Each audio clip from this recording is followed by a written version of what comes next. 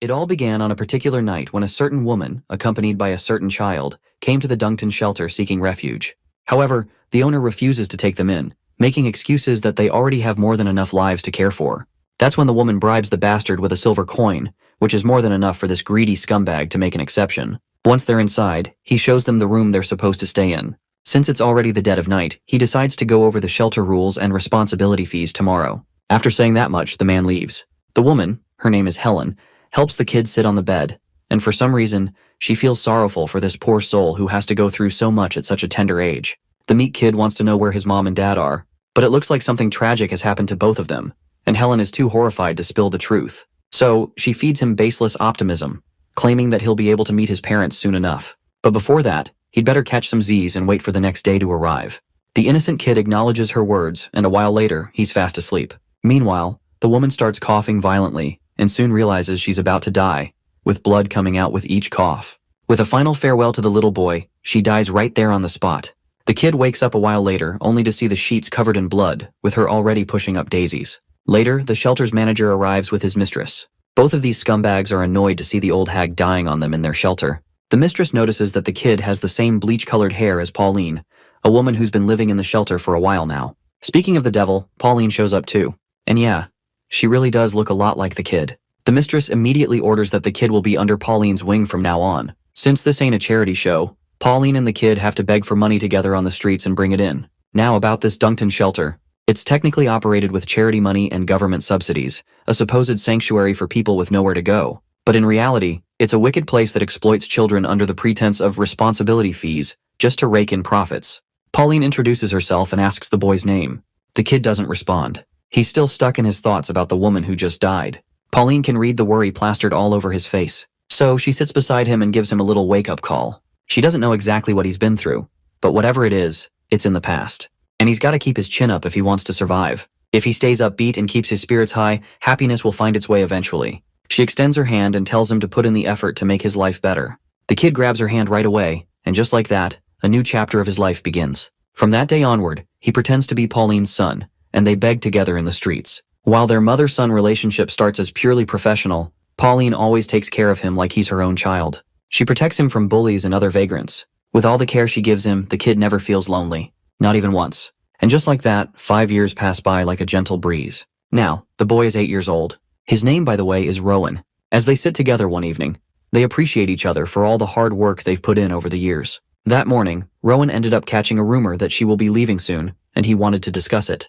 Pauline doesn't look too thrilled while confirming it's true. Apparently, she's been offered a job as a maid at some noble's house. Rowan is genuinely happy for her. He believes she'll crush it as a maid. Pauline teases him for worrying too much, especially when he's got enough on his plate already. The kid, meanwhile, is truly grateful for everything she's done for him over the last 5 years.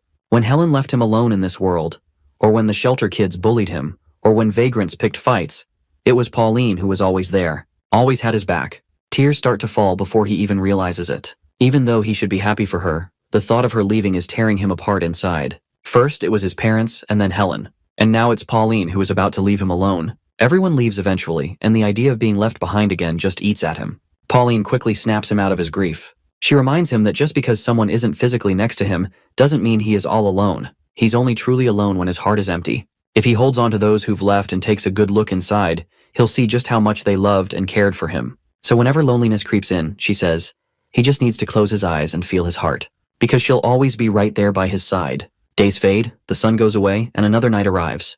While standing in the thick of the woods, Rowan recalls Pauline's parting words. Feeling alone, he closes his eyes, puts his hand over his chest, and tries to open the eyes of his heart, just so he can feel those who matter to him. As soon as he does, mana begins to swirl around him. Even with his eyes closed, he can see through everything, as if the entire world is visible to him. Not only the world, but he can also feel his parents, Helen, and Pauline. Every person he cherishes feels closer to his heart. Years fly by since Pauline left the shelter. She hasn't contacted Rowan once all this time, which leads him to believe that she's still busy adjusting to her new life. All he can do right now is pray for her well-being. Meanwhile, he has been begging alone, just like the other kids. The director assigns him to Zone 1, the most profitable area. Since he makes high earnings, he is always treated nicely relative to the other kids. Then there's this guy, who is just too friendly to Rowan. His name is Blake, and he is the supervisor of Zone 1. He has been acting all buddy-buddy and nice to Rowan ever since he heard the kid's tragic past story. He is also the one who helped the kid realize that the light cluster he sees after closing his eyes is mana.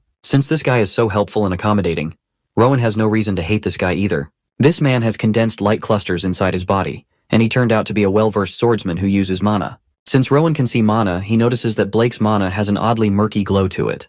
Let's have a little context about how mana works in this world. Mana is the main ingredient that helped form this world. People consume mana through breathing, unconsciously influencing the world's flow. Among all the people, a few like Blake can harness the power of mana through various training methods called mana cultivation. Blake has explicitly instructed Rowan not to try mana cultivation without proper knowledge, as it could be deadly if handled poorly. As some passersby toss coins into his bucket, Rowan sincerely expresses his gratitude, like any beggar should. Some passing ladies find Rowan rather cute and adorable, unable to resist his charm. Meanwhile, Rowan is lost in his own thoughts, trying to level up this mana game. First of all, he's trying to get used to seeing real objects and mana at the same time, and he successfully nails the task. This little achievement puts a faint victorious smile on his face. Not long ago, it was hard to see both at once, but now he has gotten the hang of it. Though this victory isn't without its hardships. Seeing both physical objects and mana overlapping still makes him dizzy and dull. Blake arrives out of the blue, fascinated by how much money Rowan has collected already. Rowan simply downplays his charm, expressing that it's all thanks to so many people with beautiful hearts.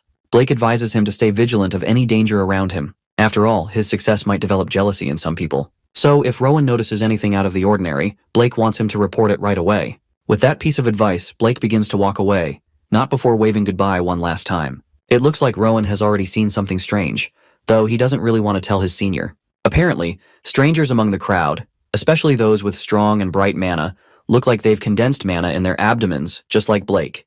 But the thing that differentiates them from normal mana users is that the mana of the two strangers he spotted yesterday had an exceptionally bright glow. What makes Rowan even more concerned is the fact that those guys were keeping an eye on him. But then they disappeared instantly, jumping over buildings. Besides, those guys didn't look very threatening, and Rowan really doesn't want anyone to know that he can see mana, as he wants this secret to remain his own. As a guy drops another penny into his scrap bin, Rowan notices that his bin is full already. So he proceeds to walk to the base camp to have it replaced with a new one. But as he walks, he notices some guys lurking in the shadows, and they have that same strong-colored mana within them. Something he's seen before, so he's pretty sure it's the same people from yesterday. Not just one, but multiple guys are continuously following him closely behind. Rowan has no clue what these shady guys are up to. He is particularly feeling scared this time, as it's the first time they are following him this closely. There's one guy behind him and one to the side. All he needs to do is make it to the base camp somehow. His anxiety starts to take over his impulses, as those shady guys continue to diminish the distance between him and them.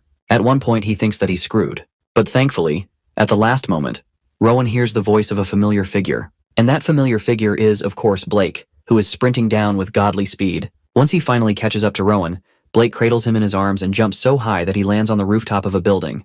Those shady figures have also caught up to them. So Blake increases his speed, while cautioning Rowan to hang on tight and not let a single penny slip from the box, or they might end up sleeping with empty bellies. Meanwhile, Rowan's mind is already lost in his own world, much to Blake's confusion. Once they finally reach the shelter, the senior puts the kid back on the ground, who is still completely absent-minded. Blake thinks that the kid was perhaps so scared that he acted like a stiff dummy all that time. So now that they're here, he assures Rowan that they are out of danger and suggests he go inside. Once Bro gets inside, we find out he wasn't unresponsive all this time because his mind went blank from fear. It was because he was stunned by a breakthrough he just had.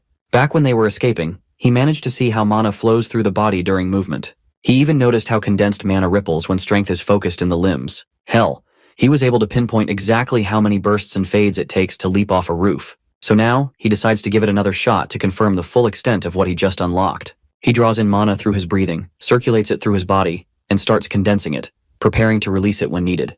Looks like the little guy finally figured out how to use his mana properly. Next up, all that's left is to actually test it out. Meanwhile, the other kids who were stationed at their posts have started showing up, completely clueless about why everyone's suddenly being called back. That's when their senior shows up. He knows everyone's dying to know what's going on, but he tells them not to worry as it's nothing major, so they shouldn't stress about it. Once each zone leader finishes their inspection, everyone will go back to their assignments. He doesn't know how long the inspection will take, so until then, they're told to stay quiet and remain in their rooms. Except for one kid, of course, which is our boy. He's told to pack his things because he's being relocated. Later, the meek boy quietly follows his senior, walking just a few steps behind. At some point, Rowan is asked to stand aside while his senior chats with that big guy over there. Naturally, the kid is curious about what they're talking about, but it's too far for him to hear. So he starts circulating his mana and focuses on his ears. And bam! He can hear them loud and clear, even from way back. Apparently they're discussing Rowan, who's now being moved into the main building, away from the dormitory wing. Even his senior doesn't know why. Since these are the director's orders, he assumes the director just has a soft spot for the kid. Well, can't blame the director. After all, the kid is pretty damn good looking. And considering what happened in Zone 1, prioritizing his safety makes sense. Those shady guys Rowan ran into earlier might be part of the union, though we don't know what this union is, but let's hope to soon find out. The little one realizes they must be talking about the creeps who were tailing him today. That big guy then calls the kid over and gestures for him to follow. Eventually, they traverse the main building and eventually meet a lady named Amy at the front counter. The big guy wants Rowan to greet her, since she'll be in charge of his well-being from now on. Once introductions are done, the big guy leaves, and the two are left in a brief awkward silence. Amy breaks it by asking his age. The little one promptly says he's 10 years old. He also admits that he can't read or write as he just never learned. Amy expected as much. He's from the dormitory wing after all. But starting tomorrow, she'll be teaching him everything he needs to know. So he can start calling her teacher. Or if it's not a formal situation, he's welcome to call her big sister. Now that she's taking a closer look, she realizes his face is pretty damn striking for someone from the dorms. The demure boy just asks why he needs to learn to read in the first place. Amy is a bit annoyed that he doesn't even know why he's here. She explains that a reading event is when someone reads a book out loud to a group gathered for a special occasion. Sometimes it's hosted by the author of a new book, or by nobles as part of a social gathering. Reading well is kind of a big deal among the upper class. And this time, Rowan is going to be performing in front of the shelter's patrons. If he does well, he might even get selected for a special reading. You see, kids who read impressively are often adopted. The ones picked for adoption usually read privately in front of their sponsor. But for someone like our boy, who can't read a single word yet, it's going to be a steep climb.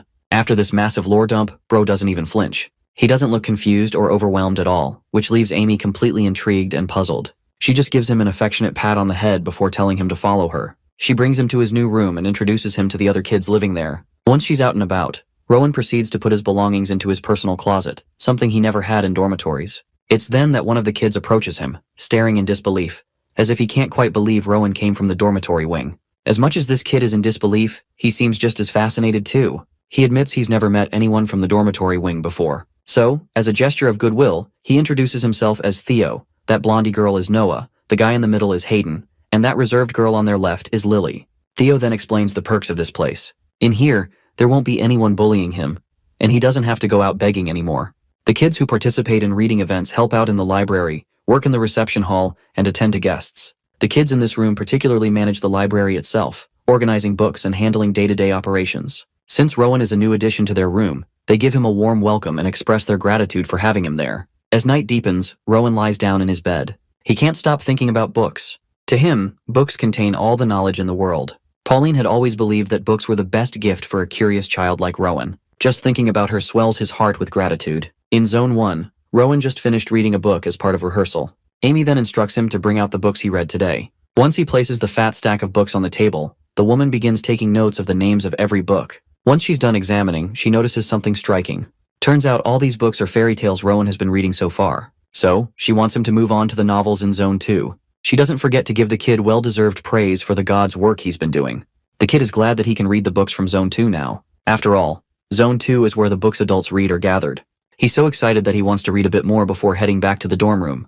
The woman gives him the permission he needed, so he walks straight to Zone 2. Lil Bro is having the time of his life looking at all the books, and no matter which one he picks up, he wants to read it right away. But then, one particular book catches his attention. It's titled The Birth of Grafton Kingdom and the Union. The mention of the Union sounds familiar to the kid, something he had heard from adults. Once he opens the book, the first thing he sees is the map of the continent he's been living on. One of the principalities, Grafton, won a long war, and the world was reorganized into a system of one kingdom and 6 autonomous principalities. Afterward, to prevent further wars and to maintain public welfare and security, the king established an organization known as the Union. This faction has been moving for more than 200 years to maintain peace and order. The members of the Union are supposed to be kind-hearted and good people, but if that's the case, Rowan can't quite understand why someone like Blake would start running away after seeing the members of the Union. The only conclusion is that perhaps the Union discourages begging, and Blake was afraid of getting punished. Then again, Blake gets along pretty well with the local supervisors, so it doesn't add up. There's another possibility. The shelter and the Union might not be on friendly terms with each other. And for some reason, the shelter is keeping the events of that day a secret. The day when he was chased by the Union folks. It must be something truly messed up for the shelter to hide something like this. Just the thought of it is making him feel uneasy. A few days pass like a gentle breeze. Rowan can be seen cleaning the library, using his mana to help lighten the workload. He's still not fluent at moving around while circulating mana, but it's gotten manageable.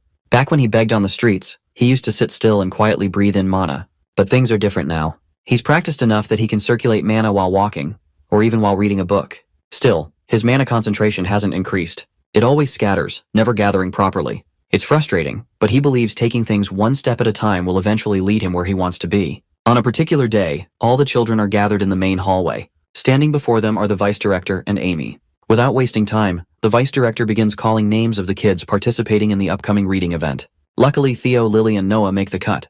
But when it comes to Rowan, the vice director hesitates. She's against letting him join this time, since he's only just finished reading fairy tales. Still, there's no denying the boy is handsome as hell. His presence alone would brighten the event. So instead of participating directly, he's instructed to observe and get a feel for the atmosphere. Rowan, being the well-mannered boy he is, expresses his sincere gratitude for being considered. With the selection complete, Amy steps in to guide the chosen kids. She instructs all 10 to change into proper clothes and gather in the reception hall. Meanwhile, the kids who weren't selected grumble among themselves. It feels unfair that someone like Rowan got chosen when he only just finished reading fairy tales. Later, Rowan appears in his new attire, looking adorable, refined, and undeniably charming. Theo compliments him, and Rowan returns the gesture with a compliment. Amy then guides him to his assigned seat for the event. Once everyone settles into their seats, a knock on the door signals the arrival of the guests. Soon enough, all the important figures begin making their way inside. One of the women just happens to be someone who had seen Rowan on the streets before, begging for money. Yeah, I remember her too.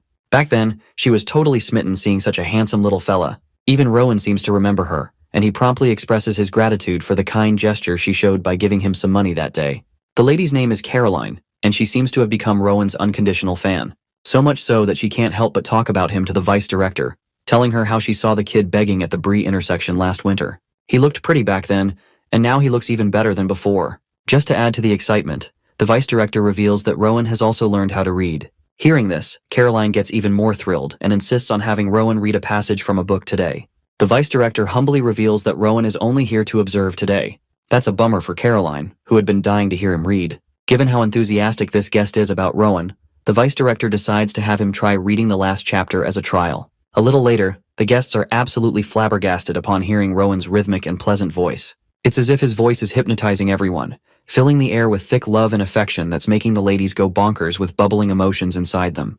The intensity of the emotions in Rowan's voice makes the guests breathe faint sighs, their eyes brimming with tears. The suspense and intensity cause the ladies to bite their lower lips, their heartbeats spiking. Once he's done reading, the ladies can't help but shower him with compliments, coming up with every sweet word they can think of. Rowan doesn't let the flattery go to his head and attributes all the credit to Miss Deputy, who helped him harness his potential and blessed him with this opportunity. Caroline expresses her desire to hear him read tomorrow as well. The vice director accepts her request. A while later, we find Rowan in the library, shuffling through the books on the shelves. This time, he's gathering books that can help him harness his mana and synergize it with his body's movements efficiently. As he picks up a fine book, Blake creeps up on him and notices that the book Rowan is holding is about the pleasures of life, particularly sex. Rowan turns around, pretending to be scared by Blake's sudden appearance.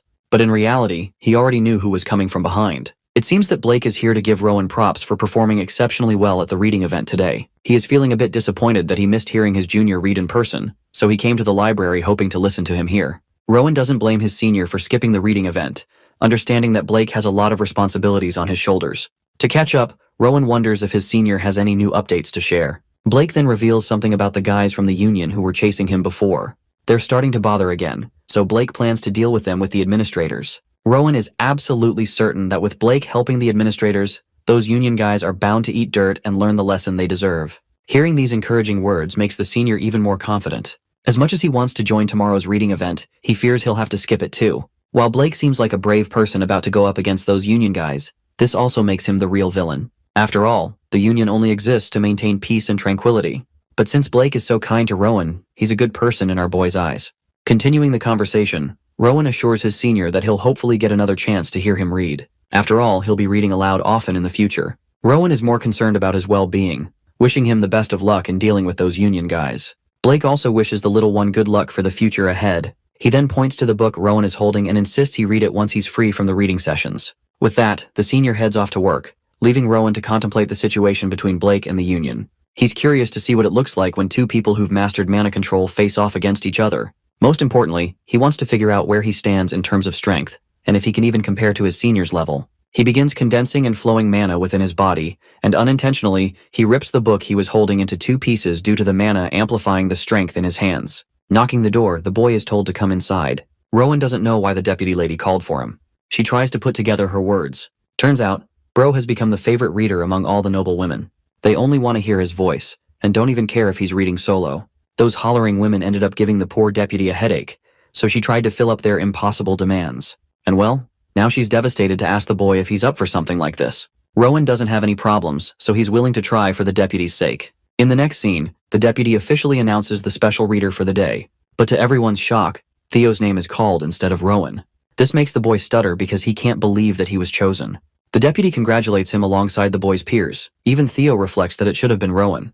The blue-haired boy expresses that Rowan's reading ability is so elegant and good that he's bound to end up in someplace great. As for the special reader, Theo departs to his next destination. Seeing him fade away into the distance, even Rowan is a bit sad that the boy had to leave. However, the feeling of loss only lasted for a short while, because right afterwards, Rowan continued his reading and impressed the noble women with his poetic voice. He had no time to weep or reminisce about the loss as he was busy carrying out his role as the reader. Since the kid is tasked with a heavy schedule, the deputy reminded him that he'll have to attend both the morning and the afternoon session for the day, which means he'll be doing a double shift from now on. Even the deputy is sorry for putting so much pressure on him, but it's just that he's high in demand. Instead of treating it as a burden, Rowan takes it as an opportunity and finds it grateful that people enjoy his reading. At the same time, little bro confesses that he's always left stunted by the emotional toll after a reading session, so he wants a break period after each session to calm down his thoughts. Of course, not even the deputy can refuse the sincere boy's demands, but she reminds him not to venture beyond the backyard.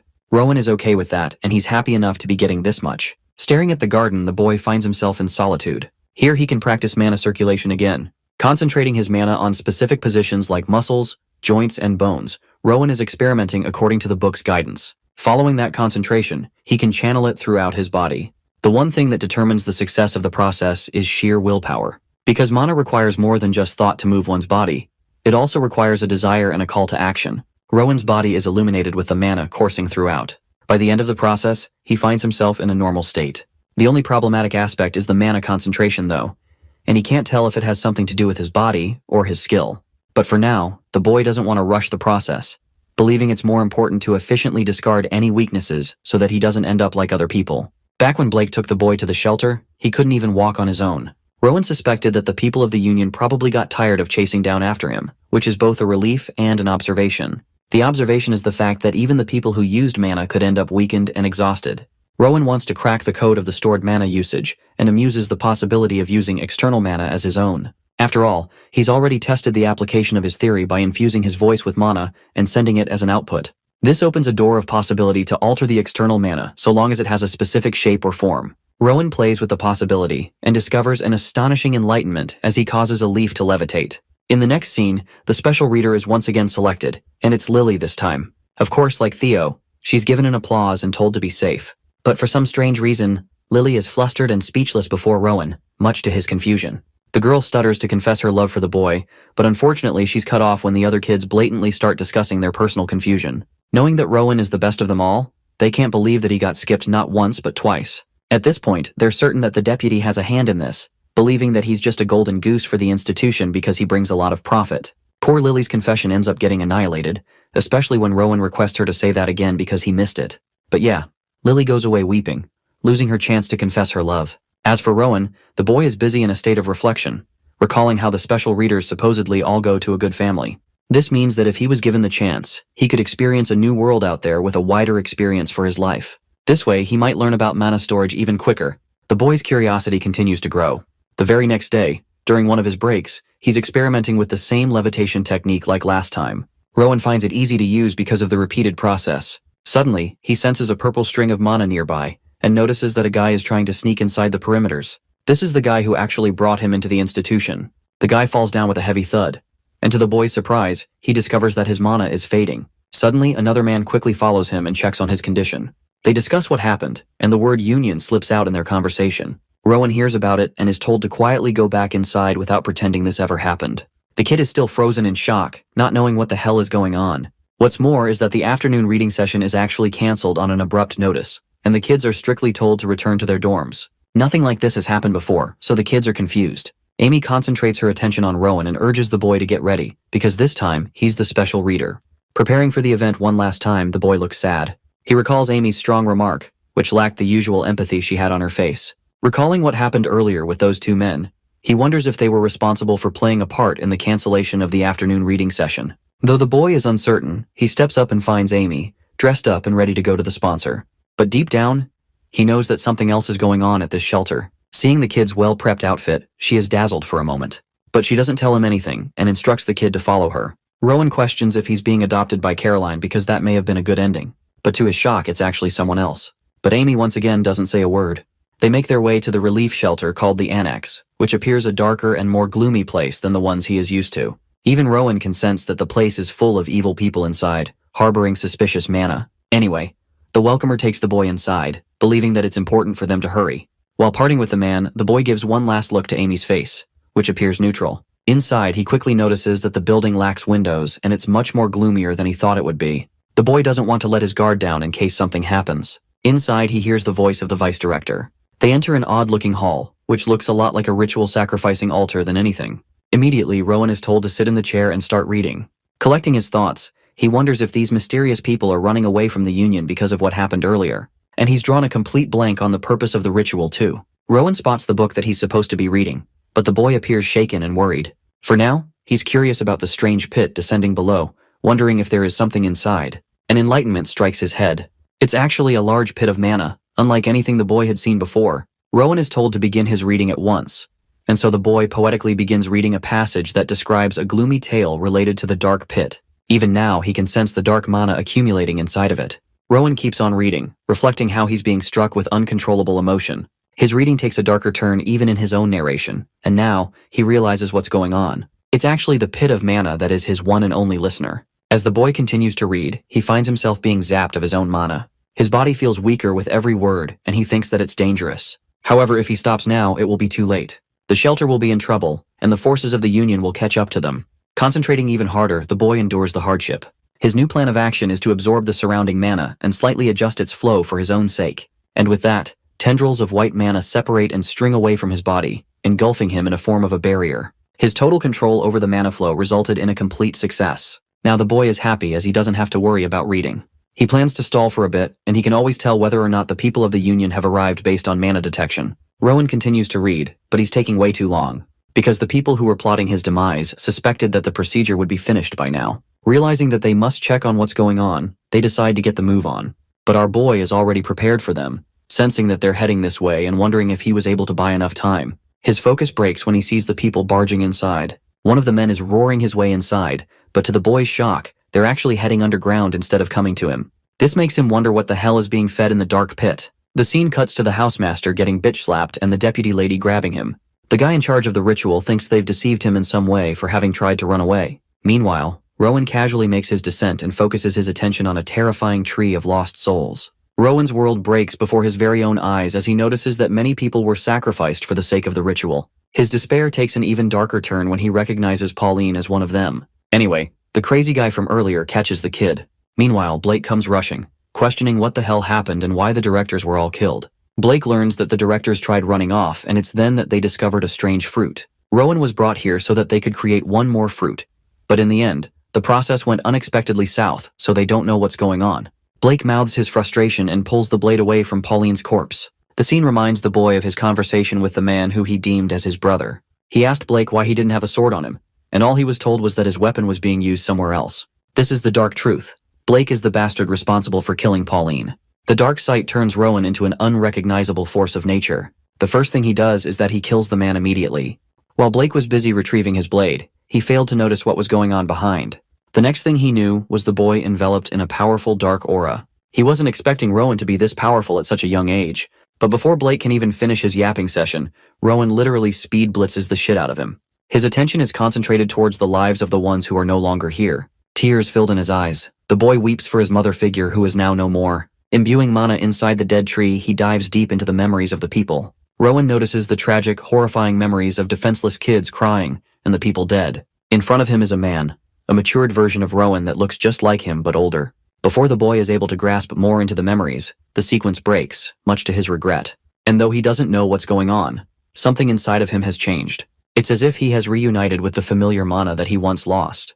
The memory of Pauline hugging the young boy. Pauline tells him that he's only truly alone when his heart is empty. And if the boy continues to hold on to the memories of the people he cherished, then he will never be alone. That's why he must look deeply inside his heart and search for their love. It's not something that can be seen but felt. Pauline's voice echoes throughout the boy's mind, commanding him to listen to the sound of his heart. This familiar mana is instructing the boy not to lose sight of what's important to him. And though his memories and the love he shared with his mother figure are all gone, they are still inside of his heart, now and forever. And with the end of their heartfelt reunion comes a snap back to reality. Blake has his blade pinned against the boy's neck, revealing that he waited because of Rowan's sake, or else he would have settled things sooner. But he always knew that the boy was clever. His subordinates ended up ruining their plan, but now he's curious and wants to ask something. Blake requests the boy to come with him, or just die a quiet death with no one around him. Breaking his silence, the boy coldly questions where they will be headed. Blake expresses that they'll probably go to another farm, where he'll take care of the trees, such as the ones in front of him. Blake will be his manager and look after him. In other words, he will officially become a member of the group known as the Rettle. Now what is the Rettle, you ask? It's actually the group of their cult leader who has intentions to change the course of their world with dark magic. Blake is merely a servant to his leader, which begs a bone-chilling question from Rowan and his lifeless eyes. He wants to know if Blake is the one responsible for the creation of the tree. To that, the swordsman expresses that he doesn't quite have that kind of power, so it's not really the case. All he does is observe the creations of the high priests that can make such a thing. Anyway, Blake doesn't have time to chat and wants to know the boy's answer, questioning his decision. Rowan declares his stance maturely, rejecting the offer. In that case, Blake is dissatisfied and literally pulls his blade against the young boy. This bastard is the same guy who treated him as his little brother, so I was at least expecting some hesitation. But no, he really went for his head. Luckily, Rowan stopped the blade, much to the scumbag's shock.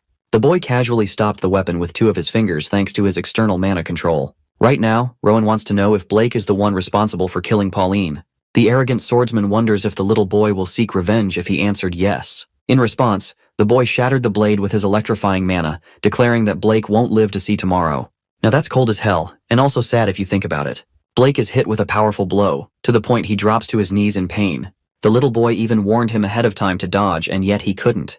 Before Blake can even mouth his curses off, Rowan coldly ends his life by slicing him down. The boy coldly emphasizes that people like him shouldn't be spared with guilt, or feel that they're being wronged. After all, this is just the direct consequence of their own actions. And from this point onwards, Rowan will make sure to exact justice against people like him. By the end of his declaration, Blake gets the Gojo treatment and becomes a Kit Kat. Though Rowan's troubles aren't quite finished, as he detects more than just a few people descending to the lower levels. The group arrives and their leader demands them to search the entire place down. This is the Union Division's Vice Captain Oscar, who takes notice of the boy's talent and questions if he can use telekinetic powers. The boy is confused, so Oscar switches his question and asks if he somehow learned magic through the Rettle group. In response, Rowan denies any such thing and clarifies that he never formally learned magic. He's actually self-taught, which comes across as a ridiculous claim from a 10-year-old, but Oscar judges that the kid isn't lying. Anyway, the vice captain introduces himself properly and learns about the boy. Rowan impresses the vice captain with his sharp observation, stating his knowledge of the Faith Division, which is known for handling reconnaissance missions and specializing in swordsmanship. He even points out that Oscar is an S rank based on his badge. The vice captain is truly stupefied by the boy's cunning and cautious observation skills. He thinks it's a good time to chat outside and tells Rowan to retrieve the sword as well.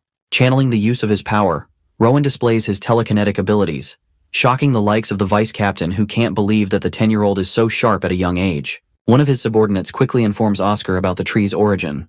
They suspect that it was created less than 2 years back, and the spell binding it appears to be Udon. But even so, Oscar thinks that any high priest would have left traces of their mana if they undid the spell. Unless it was Father Scion, of course. As for Rowan, he's still lost in thought, staring at the poor little children. The ones that were called the Special Readers were being used as nothing more than sacrifices. Theo and Lily both left, and Rowan feels immense guilt for not treating them with more kindness. He then asks Oscar if he's seen many trees such as this one in their missions, which also means the Union Faith Division will probably investigate more farms to dismantle the Rettle group. Though Oscar answers the boy accordingly, he makes a striking observation about Rowan. Normally, you would expect a child at his age to be overwhelmed with sadness, but no. This kid is different. He appears determined. A clear resolve and a noticeable anger rests inside of him. Rowan requests to be taken in with the Faith Division, while Oscar gathers his thoughts, believing that the kid is clearly affected by the shock of his traumatic experience. But he's masking it like an expert. For now, he tells the boy that they'll be carrying out a special investigation before deciding his fate. He's told to follow suit, and as he's going, he spots a coin on the deceased deputy's body. The kid snatches it and leaves with Oscar. According to their observations, there hasn't been any noticeable damage to the Pillar of Faith. 13 casualties appear to be on the side of the evil organization, while 3 people were found dead from the Shetler's side. 2 main culprits are suspected for the crime, and one of them appears to be Amy. Also, the high priests and the main executives of the group apparently only set up the initial ritual area.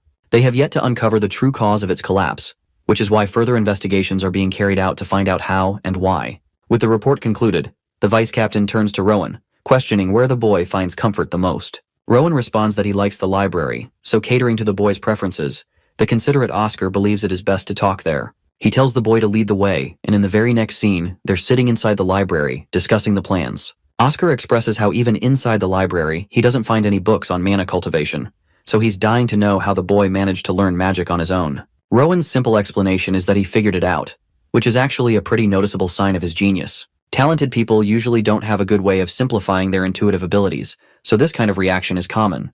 Anyway, back to the story, Rowan calls himself smart, which I find really cute. Even the vice captain thinks the kid is telling the truth, and that he may be talented. Still, he wants to know the boy's side of the story of the events that unfolded. So the boy begins talking about the very first time he came to the shelter. Their conversation went on for quite some time, and eventually he concludes his suspicion that Pauline must have been responsible for transferring her powers to him. Even after hearing his side, there are many aspects of the story that has the vice captain confused. For example, this is a boy who never even trained in the cultivation of mana, and yet he was able to kill 2 men from the Rettel group, especially Blake, who was a talented swordsman. Then there's the fact that he also broke the ritual conditions of the high priest, which isn't any ordinary feat. For now, the boy appears to be using telekinesis without uttering a spell, so that's strange too. And then there's the fact that he doesn't even appear exhausted. Rowan is a treasure mine that no one bothered to look for. The boy is curious, so he wants to know more details about the tree they discovered. We get an explanation dump. Basically, it's a ritual device created by the organization that consumes human life.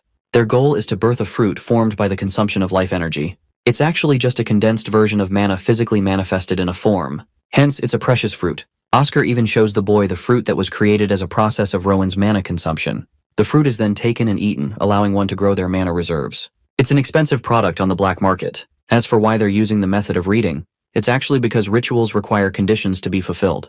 Reading is supposed to stabilize the tree and enhances the quality of the fruit. From this explanation, Rowan reflects how the tree was invested in his story, almost as if he was reading it to another person. That means it became stable in its activity, and before becoming trees, the boy understands that they were living and breathing people. Oscar is impressed by his critical skills, and concludes that they think of it the same way. The boy is still unfinished with his questions and wants to know about the word telekinesis. So the vice captain tells him that it's just a form of magic, allowing objects to move via mana instead of physical touch. Rowan demonstrates the same ability and realizes that he was actually manipulating magic all along. He doesn't have much information about his own power or the nature of magic. And even though the boy exhibits the first stage of telekinesis only, Oscar finds him to be one of a kind for his age. Recalling that the boy wants to come with the Faith Division, Oscar is curious about the boy's intentions. After all, just now he went through a traumatizing experience of being backstabbed by the ones he loved and trusted the most. So he's curious why Rowan wants to join their group even after what he went through. By the way, the Faith Division or the Union are the same things, but different names. Rowan openly confesses that though he doesn't trust the Faith Division fully, his intuitive ability concludes that Oscar is actually a good person according to his mana. Bro is a bit baffled to hear a 10-year-old calling him pure and innocent, and even claims that the kid's intuition might lead to his demise in other situations. Rowan argues that he can read people well, but regardless, it's not going to be easy letting a kid join the group or interfere with their plans. This makes the boy question if he's inexperienced or weak compared to their standard. But the vice captain cuts him off and tells the boy to listen to him and listen to him well. In life, there are more important things than just one's own talent. His strong tone just now killed the poor boy's mood.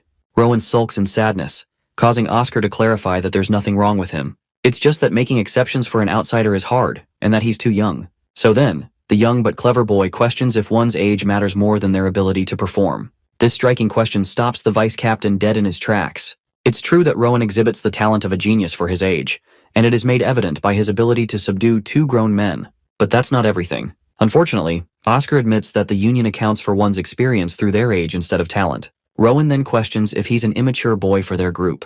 Well, the vice captain decides to give the boy a shot and considers this a mock interview instead of a conversation. His first question is for why he killed Edgar when he didn't even pose him any harm at first. To that, Rowan cleverly responds that Edgar killed the headmaster as well his wife, and it only seemed apparent he was going to die next, so hesitation on his part would have been fatal. Oscar argues that the boy still killed 2 people, so it's possible that other factors must have influenced his decision-making process. Maybe it was his anger that got in his way. Rowan agrees that his emotions definitely played a significant part, and he is unafraid to admit that.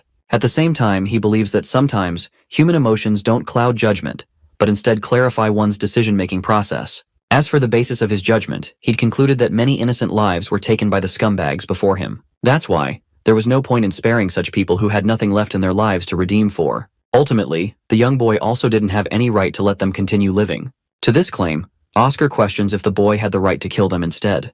Rowan answers that it was the only just treatment based on the previous factors. It's just that at that critical moment, he possessed the power to serve them justice. However, he doesn't want to escape the reality that he's responsible for taking a life. That's why he has no excuses. So the vice captain asks him if it was truly necessary to kill those men.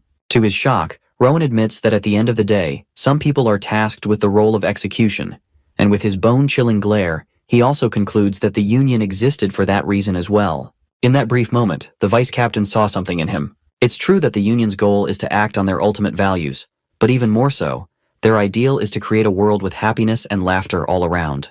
A world that is safe from harm, stable and peaceful as it can ever be for the generations to come. Though this kind of ideal will never be realized fully, it's still the impossible standard that the organization tries to achieve. That is the true purpose of the Union.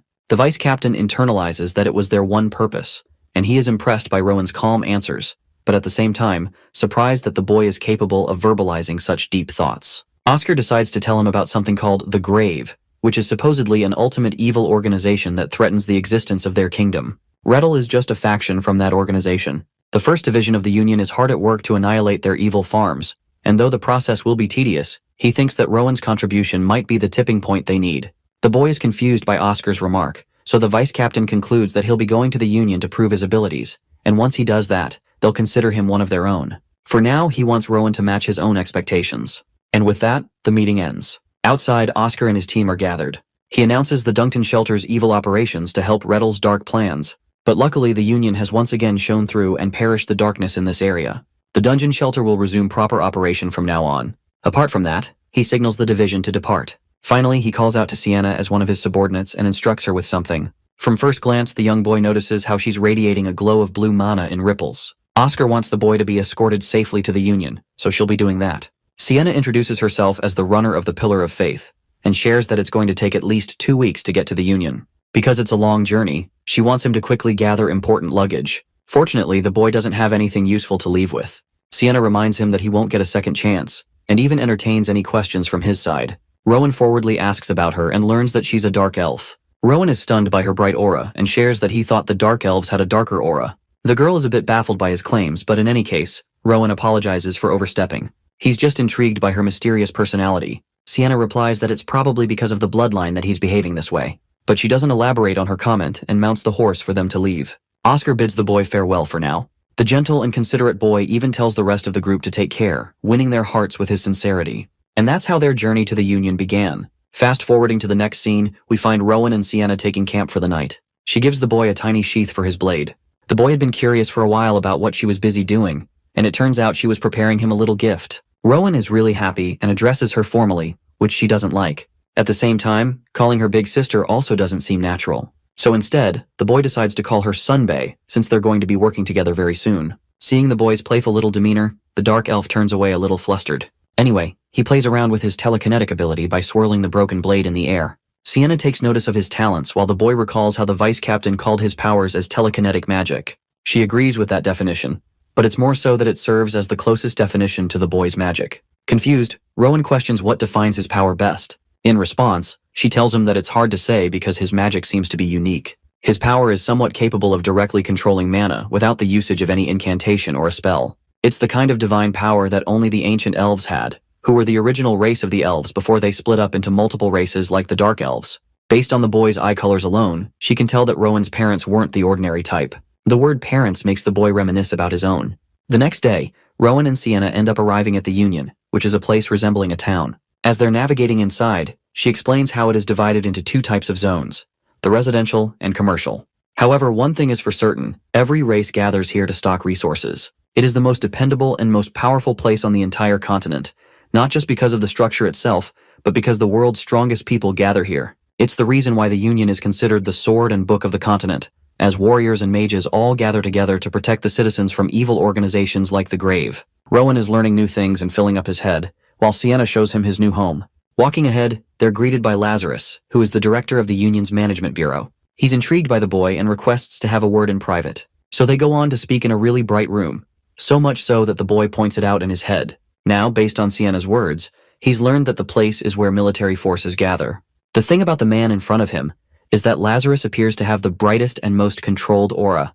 This makes Rowan question the level of strength this man has inside his body. The director politely requests for the boy's hand and clasps it in both of his own. Suddenly, the boy feels an intense feeling, realizing that Lazarus was trying to control mana in a more refined way. It's the end result of the same thing Rowan had been doing but better. It made the young boy really happy to know that there were people out there who could play with mana to such masterful extent. Lazarus's eyes darted towards the little coin that the boy stole from the deputy director. Rowan clarifies that he never stole it, but rather retrieved it because it belonged to his grandmother. It was merely the act of retaking something that belonged to him. Anyway, the director wants to take a look at the emblem and requests the boy to hand it over. But even after trying his hardest, Rowan just can't seem to remove his hand or move his body. It's as if both of their bodies have interconnected and bonded together. Lazarus's immense control over mana was astonishing to such a degree. Rowan believed that if he could perhaps persevere the pressure of gravity and the mana at the same time, he could break free. And he does in fact break free using this technique, impressing the director quite a bit. He's always wanted to know if this kind of power existed, and seeing Rowan's ability in action, it astonished him even more. However, something about the situation bothers the little boy, who thinks he could have done better. All he did in the end was copy the director's mana control, but the director could point that out. Inspecting the emblem, the director's mana wavers for the first time, an observation that is instantly noticed by the young boy. He thanks the kid for showing him something so precious to him, but Rowan is curious and wants to ask a question. He desires to know if Lazarus is truly the strongest man in the Union. To that, the director laughs and denies such claims, pointing out that he's just a boomer helping out the young generation. He also calls himself a raccoon, but the boy is picky with his details and densely overlooks the metaphor. To faithfully answer his question, Lazarus explains that the 7 team captains are immensely powerful, and there's also the commander who is a master at work. There's also the governor, and the authority of the Union itself. So compared to those heavy hitters, he's nothing more than a raccoon by his own definition. With the boy's questions answered, Rowan requests to visit again for more inquiries about the organization. Lazarus is more than happy to reward the boy with his time so long as he books an appointment. From first impressions alone, the boy has taken a liking to the director, coloring him with the terms of good and strong. He thanks the director and finds satisfaction in his decision to come to the Union. Anyway, the boy is shown his new home, which is supposed to be the Union School or Union Academy. Normally, each time one of the team members leaves for a mission, they send their kids here. It's the perfect place for the boy to hone his talent, because in the future, he might end up becoming a powerful member within these 5 years. However, she does remind him that there's no specialization in this academy. It's a blend of all talents like swordsmanship and magic as well as martial arts. They're responsible for honing the students' talents with basic theory and core fundamentals mostly. The thoughts of going to a proper school fill the boy's heart with happiness, and even Sienna is happy for him. The next part of the story focuses on Union Academy. Our favorite little genius is looking majestic with the uniform and asks the woman if she's a teacher. Realizing that she forgot to introduce herself properly, Daphne tells him she's the head of the academic affairs, and she also teaches languages. Daphne hands him the first-year class schedule, as well as the subject list that he can select from. The subjects ranged from a variety of different aspects of mana, swordsmanship, and even stuff like astronomy. All of it looked so interesting to him that he checked all the boxes. When Daphne received the list, she was shocked. She told him that it was going to be really hard for the boy to manage if he attended all the classes. It would become a problem if he failed. But the boy's curiosity knew no bounds. He wanted to learn everything. Daphne emphasizes that there will be way too much homework for him to keep up with, and studying isn't really easy for most students. But this kind of thing was unfamiliar to the boy, who doesn't get why studying is hard. Hearing that question, Daphne realizes that she's dealing with a unique child, as most children usually didn't like studying. Anyway, she decides to keep the original list for him and recommends they head to the first class. So in the next scene, the boy follows Daphne all the way inside the classroom. His eyes darted around to observe his surroundings. It's no different than what he thought. The kids here have way more dense mana than he does. This means that it's his body that's the main issue, just like he initially theorized. Anyway, Daphne introduces everyone to a late admission. Rowan is given the spotlight to introduce himself, and recalling his experience during the reading sessions, he finds the feeling familiar. The boy politely introduces himself and hopes to get along with everyone well. His voice just now moved even the heart of the teacher. This kid is unstoppable. He doesn't even need anything other than his voice. Anyway, he quickly goes to take his seat. Daphne initiates the class and explains they'll be learning from page 24. First up is Rowan to read for them, since he learned it at the orphanage. The teacher is delighted for him to read. But when he opens the book, he remembers that it's actually the same one that Amy tested him back at the shelter. Rowan beautifully speaks with an elegant tone, impressing his classmates with his distinct voice. For a moment, he found himself a bit peeved to associate the book with the girl who betrayed him. Amy turned out to be part of the Rettel group after all. Still, he wants to give her another chance and hear an explanation from Amy's side, because he still doesn't know what she truly felt towards him. Even at such a young age, the boy reflects that people are much more complex to understand than textbooks. By the end of his passage reading, his entire class roared in his praise. Even the teacher is head over heels for the boy and applauds for the enrollment of a talented student. By the end of that class, Rowan finds himself his new fans, who share that Daphne isn't the type to get easily impressed by any student. But the boy's words were so lifelike and full of emotion. Contrasting his fans, there's also a girl donning short hair and green eyes. From the first glance alone, he identifies her to be the person from the vision he saw back then. Sophie Pobel introduces herself as the president of the class as well as the student representative. They shake hands and Sophie inquires what elective class the boy chose. For that, he tells her about his interest in swordsmanship. But she points out that he's only got a little dagger on him, so maybe he's also striving to become a union member. Though that may be true, Rowan funnily recalls that he didn't care about this when choosing the subjects. He just wanted to study everything. But now he's curious and wants to know if swordsmanship is necessary to join the union. Finding such a strange question coming from him, she gives the boy a weird look, causing him to wonder if he said something strange. In the next scene, the students all arrive at the training grounds where the instructor is awaiting them. Suddenly, they all start bolting toward the guy, much to the boy's confusion. They tell Rowan they'll be going head first, but that's not the surprising part. The surprising part is their usage of mana, which gives him more than enough incentive to do the same. The boy happily speed blitzes all of his peers even with a late start, shocking even the student president. Sophie can tell that his speed is extremely unnatural as he surpassed each student with ease. Taking the lead, the boy happily challenges them to chase after him. Seeing the students make waves about the new kid has the instructor on edge. He can't believe that the boy can run so fast on such a tiny little body. It makes him curious enough to inspect the kid closely. The students are all tired by the end of the race because our boy dusted them. Anyway, they're quickly gathered in an assembly, while Rowan is still happy about his friends who can use mana like him. Sophie, on the other hand, is questioning if the kid is a human or not. The way he sped up and dusted them all, even going as far as to lap them around, is crazy to her. And even after running so much, the boy is doing fine without exhaustion. Seeing her glare at him down, Rowan asks if she enjoyed the race. Sophie is startled and internalizes that he's definitely a demon. Anyway, with the kids receiving enough rest, the instructor introduces himself as Diego Sanchez, the master of swordsmanship and their instructor. The boy is really happy to be in his care. So first off, the lesson begins with each student taking their wooden sword. And let's just say, they're not really happy after being exhausted already. But strangely, Rowan has yet to move. Diego tells the kid to get the move on, but Rowan appears hesitant and afraid of the blade because of his memories with Blake. Seeing the boy's unusual behavior, Diego immediately notices his fear and assures the boy that while a sword can be a dangerous tool, it's only a tool at the end of the day. In this case, the sword's intentions matter not, but rather it showcases the character of the person holding the weapon. That's why he wants the kid to face his fears. That eloquent description of a sword being nothing more than a tool really resonates with the boy. He reaches a realization that if Blake was using a staff instead of a sword, then he would simply go on to be afraid of staffs. This concludes that swords aren't the problem at all. So he walks up and grabs the blade, internalizing that he doesn't hope to become a swordmaster. At the same time, that doesn't mean he should run away. At first glance, Diego assesses that Rowan's way of holding the sword shows his talent, but the unfortunate part is his insignificant willpower. The instructor states that they're going to be dueling in pairs from now on, and though each method is fine, their ultimate goal is to subdue the other opponent. First off, Rowan is tasked to pair up with Sophie, believing that it's the right course of action. Their duel matchup is surprising to both. The kids theorize that Sophie will win this encounter simply because of her family lineage and talent in swordsmanship. Anyway, their teacher arms them the signal to get ready for the battle. The fight begins with Sophie taking a wide sword stance, eyeing her opponent down. Come to think of it, this is the boy's first experience of witnessing true swordsmanship. He describes her command over the weapon as commendable and thinks that it's much different from the horrifying feeling he once felt back then. Adjusting his blade, he wonders what good swordsmanship means. So the boy takes his stance and hopes to learn it with this opportunity. The boy's stance alone shocks both the instructor and Sophie, as he's aiming for the perfect neutral stance. It's a miracle to see the boy naturally master the stance so well on his first attempt. Still, Sophie refuses to lose in the battle of swordsmanship as her family's pride rests on it. Armed with that determination, she actually meets the first attack from her opponent. Rowan misses but surprises her a bit. It's as if the boy already knows where she plans to attack him. Knowing that Sophie is aiming for his chest, he dodges her swing.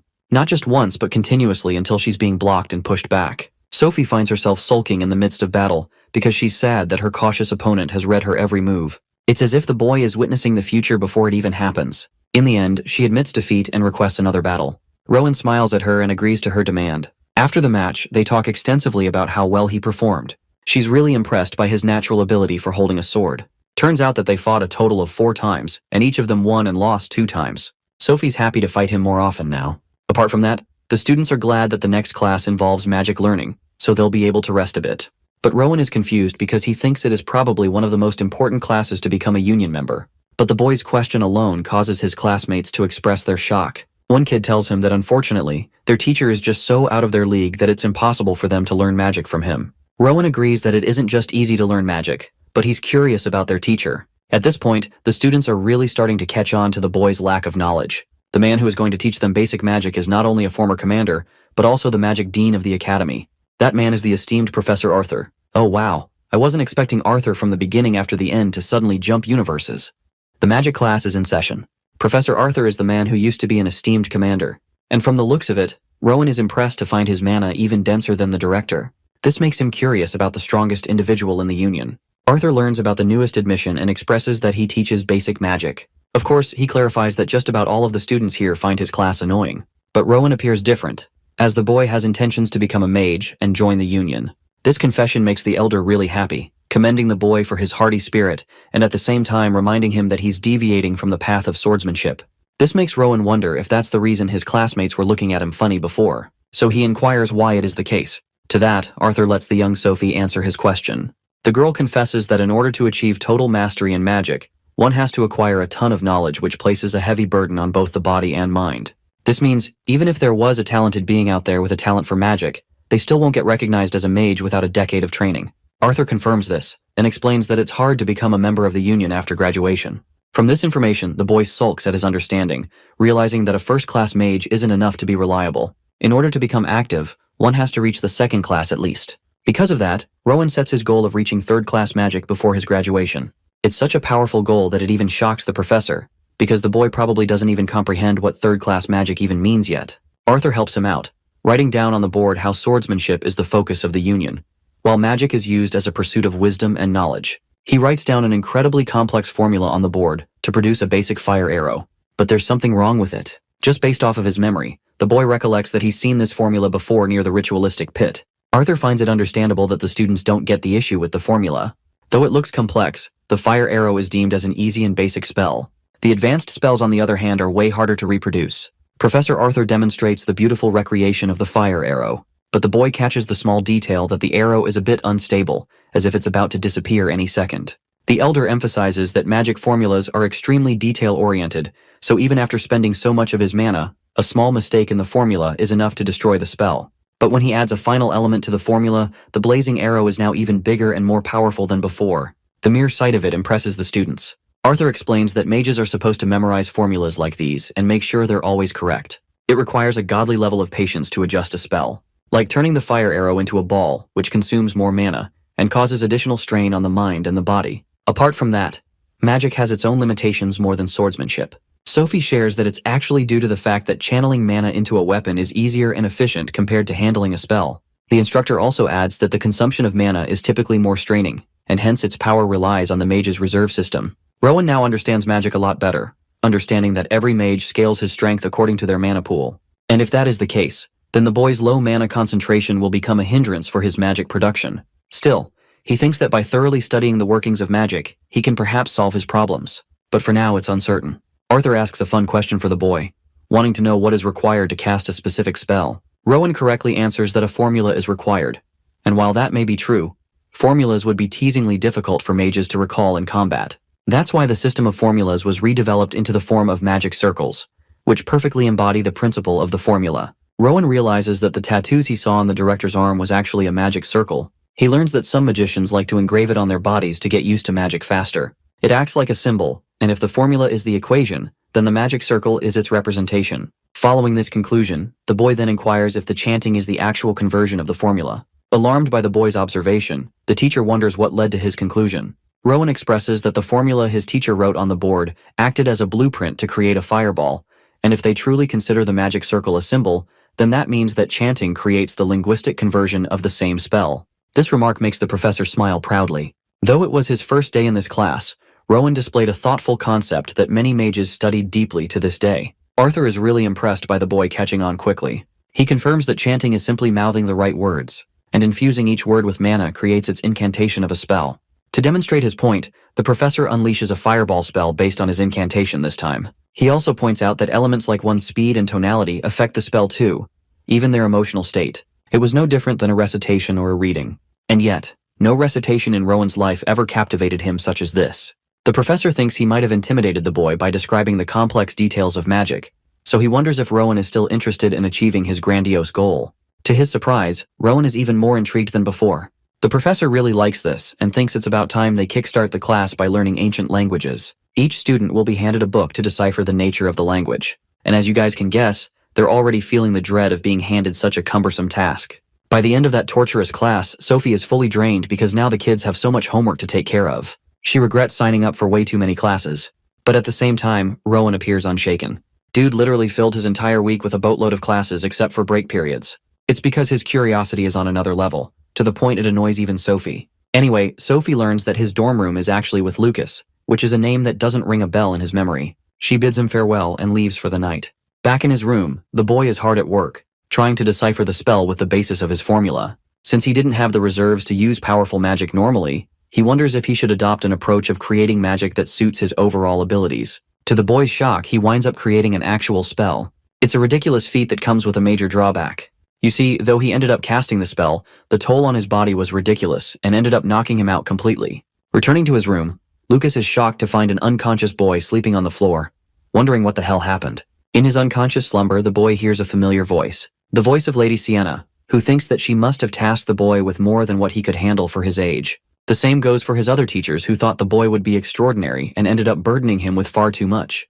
At last the boy's eyes open to find Lucas, who is really happy to see him doing okay. Lucas is a sweetheart who cares about Rowan and thought something really bad happened to him. He introduces himself as Lucas von Passau, who is his roommate. The dude is just happy to see him awake after he passed out.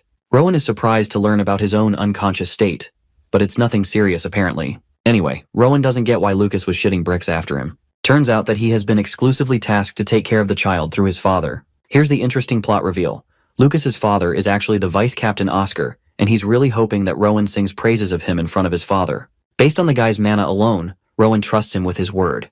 Also, it's easy to mistake Lucas as someone much older or an upperclassman because of his stature. But in reality, he's just Rowan's classmate and 2 years older than him. It's not that he was a late admission, but more so that he failed twice to meet the qualifications of attendance. Bro sounds like an expert flunker. To top it off, he's also not the studying type. But that is for later. He's really curious if the boy ended up passing out because of magic, evidenced by the chaotic room. It's true that Rowan indeed aimed to cast a fireball, but what happened afterwards is just a blur to him. Also, his roommate over here is actually pretty good at swordsmanship, and regrets that the boy isn't focused on honing his sword talent instead. Lucas is simply following the footsteps of his father. Also, Rowan here makes an intriguing observation. Though the guy was 2 years older than him, he also possessed a more powerful and denser mana compared to other students. His stature is pretty impressive too based on his physique, so in a way, Lucas admires him for the effort he put in. Rowan is a bit sad that he is falling behind. The kid wants to go to the school even after he just passed out. Lucas somehow manages to convince him to skip the class and catch some fresh air outside for today, and to eat something good. In the end, Rowan agrees to the idea, and also funnily admits that this is the exact reason this clown ended up failing twice in a row. Bro probably steps on a Lego and considers that a reason to flunk. Then again, that one is a critical injury. Fast forwarding to their flunking session, Lucas wants the kid to eat a shit ton of food to gather his energy. Strangely though, Rowan detects a bit of mana coming from nearby. He insists on checking the place out. The redhead thinks it's fine, so they go on to explore the magic shop. Inside, the first observation the boy makes is that most of the items here are imbued with mana. Meanwhile, the son of the vice captain is busy sneezing his ass off. Also, Rowan faces a sudden realization. Bro is literally broke as shit and doesn't have anything to spend. He sulks, being unable to keep at least a bit of money from the shelter. But not to worry, because Lucas offers him a chance to spoil the kid, promising to buy him anything he needs as an extension of his father's request. Now that's what I call a real homie. We all need a Lucas in our life. But Rowan is hilariously one hell of a cheapskate because Bro asks for everything inside the magic shop. Lucas shows him a bunch of coins which clearly aren't enough to buy a lot of things, but at least they'll get something. Anyway, the boy begins to explore the shop, searching for something relatively within his roommate's budget. An object steals his attention, mostly because of its sharp and murky mana. It's an egg with a strange magic circle on it, but luckily the price is pretty low. The shop owner comes around and expresses that he's holding the Stone of Gaiatia, which is mostly just a nice decoration to have at one's home. Everyone believes that the egg is unhatchable and therefore useless beyond a showpiece. Rowan wants to know what is inside, but that's something not even the shop owner knows for sure. According to the lore, the Stone of Gaiatia is supposed to act as a cage for an unknown creature inside. The shop owner only acquired the item because he thought it was useful, but in the end, nobody really cared about it since it never hatched. The Stone of Gaiatia is just one of many magical items, and so the boy is curious if something will really happen if the seal is undone. The shop owner tells him to remain humble with his expectations because it's a long shot requiring a unique spell, but Rowan is pretty intrigued. From the looks of it, he knows that the magic circle is expert level, and it's at least a dozen times more difficult to use than a fireball. Turning his attention to his friend, Rowan asks for Lucas's opinion. The musclehead thinks it's way better than a boring book, and thinks it can also be used to crack someone's skull open, which is funny. Anyway, Rowan settles on purchasing the stone and happily leaves the shop with his magical item. It's already evening, but Lucas wants their day to end on a banger. He suggests going to the coolest place in the entire Union. Lo and behold, the majestic clock tower that leaves our boy speechless for words. This clock tower is the main headquarters of the governor and the commander. Lucas only recalls seeing the former commander once in his life as a kid. Intrigued, Rowan asks for more information, and learns that the guy was wearing a really awesome white suit. Any other detail beyond that is hard to put into terms. The best way to describe the commander would be like a white swan contrasting black crows as its subordinates. It is yet another detail that the boy didn't know about. Rowan knows about the rankings, but nothing beyond that. Even an expert is considered of the 7th rank among the captains, but that expert alone can take care of a city by themselves. Then there's the commander who is their leader, a man so freakishly powerful that he can rival an entire damn nation alone. Now that is the definition of aura. At last comes the governor, who ranks as the highest authority on the entire continent and holds a rank equal to a king. From this distance, Rowan reflects that he had a long path ahead of them to reach the heights of such great people, but he only longs for ambition, and that is to stand next to those figures one day. Rowan and Lucas stood at the arguably coolest place in the Union until the sun had set and the night sky arrived. The starry-eyed young man was enthralled at the sight of the watchtower. With its enormous height, it's practically visible anywhere inside the Union. Some parts of it are even visible from the school. Struck with curiosity, he asked Lucas what the red clock hands were indicating. He wanted to know how to read what it says. Lucas, the dumbass, scratched his head and squinted his eyes, pretending to think. He racked his brain to the maximum and remembered that the characters on the outer red band indicate the current year. Upon closer examination, I see that these symbols were actually used in ancient languages. Giving up on showing off, Lucas admitted that he never learned how to read analog clocks. Do not be like Lucas, chat. Rowan crunched the context clues in his head and read the year 262 displayed on the watchtower. That sounds about right. They're currently in Kingdom Year 262. Working off the first conjecture, Rowan read the other sides that most likely indicated the month and day. Today is June 14th, 262 at 7:20 in the evening. Rowan just needed a little bit of thinking to figure that out. Yet Lucas, a local, had never bothered to learn how to read clocks. The reason why the young prodigy was so fascinated with the tower was because he'd already seen it, albeit in a grim vision. In the illusion that the tree showed, the clock tower was a prominent centerpiece of destruction. If Rowan is not misremembering, the clock was pointing to June 14th, 272, exactly 10 years, a decade from today. After lingering for a little longer, the roommates eventually decided to go back to their dorm. Once he was sure that Rowan was safe, Lucas picked up his wooden sword and walked towards the door. You see, he might be a slacker when it comes to classes, but he's the type to never miss a single day of training, no matter what. If he skips even just a day, he feels his body becoming sluggish. And so, the young prodigy was left alone to ponder his chaotic thoughts. That apocalyptic vision that the tree showed him is hard to ignore. There is a very real possibility that it might not just be an illusion, but a precognitive dream, a glimpse of the future. If that's the case, the natural thing to do is to try and change the future. To gather his thoughts, Rowan closed his eyes and opened his mind palace. First, he needs to gather as much information as possible from the scenes he had stored in his memory bank. With his uncanny ability of perfect recall, he laid down snapshots of the clock tower from earlier. Bit by bit, he reconstructed every minute detail with pinpoint accuracy. Once he was satisfied with the amount of data points he had, he moved on to the next step. He filled the gaps between the blind spots in chronological order. Rowan identified things that appeared in the past and caused deaths in the possible future. The buildings, their roofs, their structures, everything was accounted for. He remembers seeing the corpse of Runner, who died due to a collapsed roof. The boy wonder meticulously overlaps reality and vision, carefully stitching what happens scene by scene. Once he finished filtering everything down to the most important details, he pulled up the memory of that dreadful illusion. He recreated the scene shared with him by the mysterious tree and enhanced the areas he could improve. For a second, he hesitated to replay that sorrowful scene in his mind. Thinking about it now, The corpses littering the floor resembled the friends he had just recently made. Sophie, Lucas, and Senior Sienna were there, all of them lifeless and a little bit older. That's the kind of future that he does not want to live in. This has put into perspective just how weak he is and how big a failure he will be. For now, he wants to know what rank he has reached in the vision. Out of all the fragmented visions, only one contained the image of his future self. After browsing through the reels of data inside his mind, he finally found that lingering scene. From its default angle, his rank badge wasn't visible from his side profile at all. Refusing to give up, Rowan's AI brain came up with a method to change the angle of the image. This method required him to immerse himself deeper into the shared vision of the burning union. Upon confirming that the details were in order, Rowan turned his attention to his alleged future self. From inside the frame, he should be able to reconstruct what really happened in this vision. When he focused on future Rowan's chest to look at the rank badge, young Rowan felt his blood run cold. It was hard to see at first, but future Rowan looked bloodied and beaten. In place of what was supposed to be his chest was a massive empty hole, exposing his bits and meat. It seems like his friends are not the only ones who'll suffer a terrible fate. Rowan himself will die a gruesome death. After going through that traumatic process, young Rowan pulled his consciousness out of the nightmare. He slowly opened his mind and sat alone with his thoughts. He wondered if the vision was some kind of warning from the tree. The death of the Union spells the death of the kingdom and the continent, the end of the world and the utter extinction of humanity. As far as he knows, the tree is a product of black magic extracted from human mana. It's molded by sacrificial lambs who stood between the precipice of life and death. Aside from all the horrible scenes, a hooded figure was also present in the vision. Perhaps that mystery person holds the key to figuring out the whole story. Rowan maintained a healthy amount of skepticism about the illusion's validity. But to make sure that the depicted scene won't happen, he'll have to create a different reality, using what little information he has. The most effective way of doing so would be to start on himself. Since his future looked like Ace versus Akainu in Marineford, knowing what rank he reached is practically a lost cause. Since he was wearing the Union's signature black suit, perhaps not becoming a member would alter the course of history enough. Maybe he can take up an official role in the management bureau. They wear red suits after all. Or he can simply do the unprecedented thing and aim for the white suit that only the commander wears before the vision can come true in 10 years. The next day came, and the roommates got ready to get back to their academic pursuits after skipping school yesterday.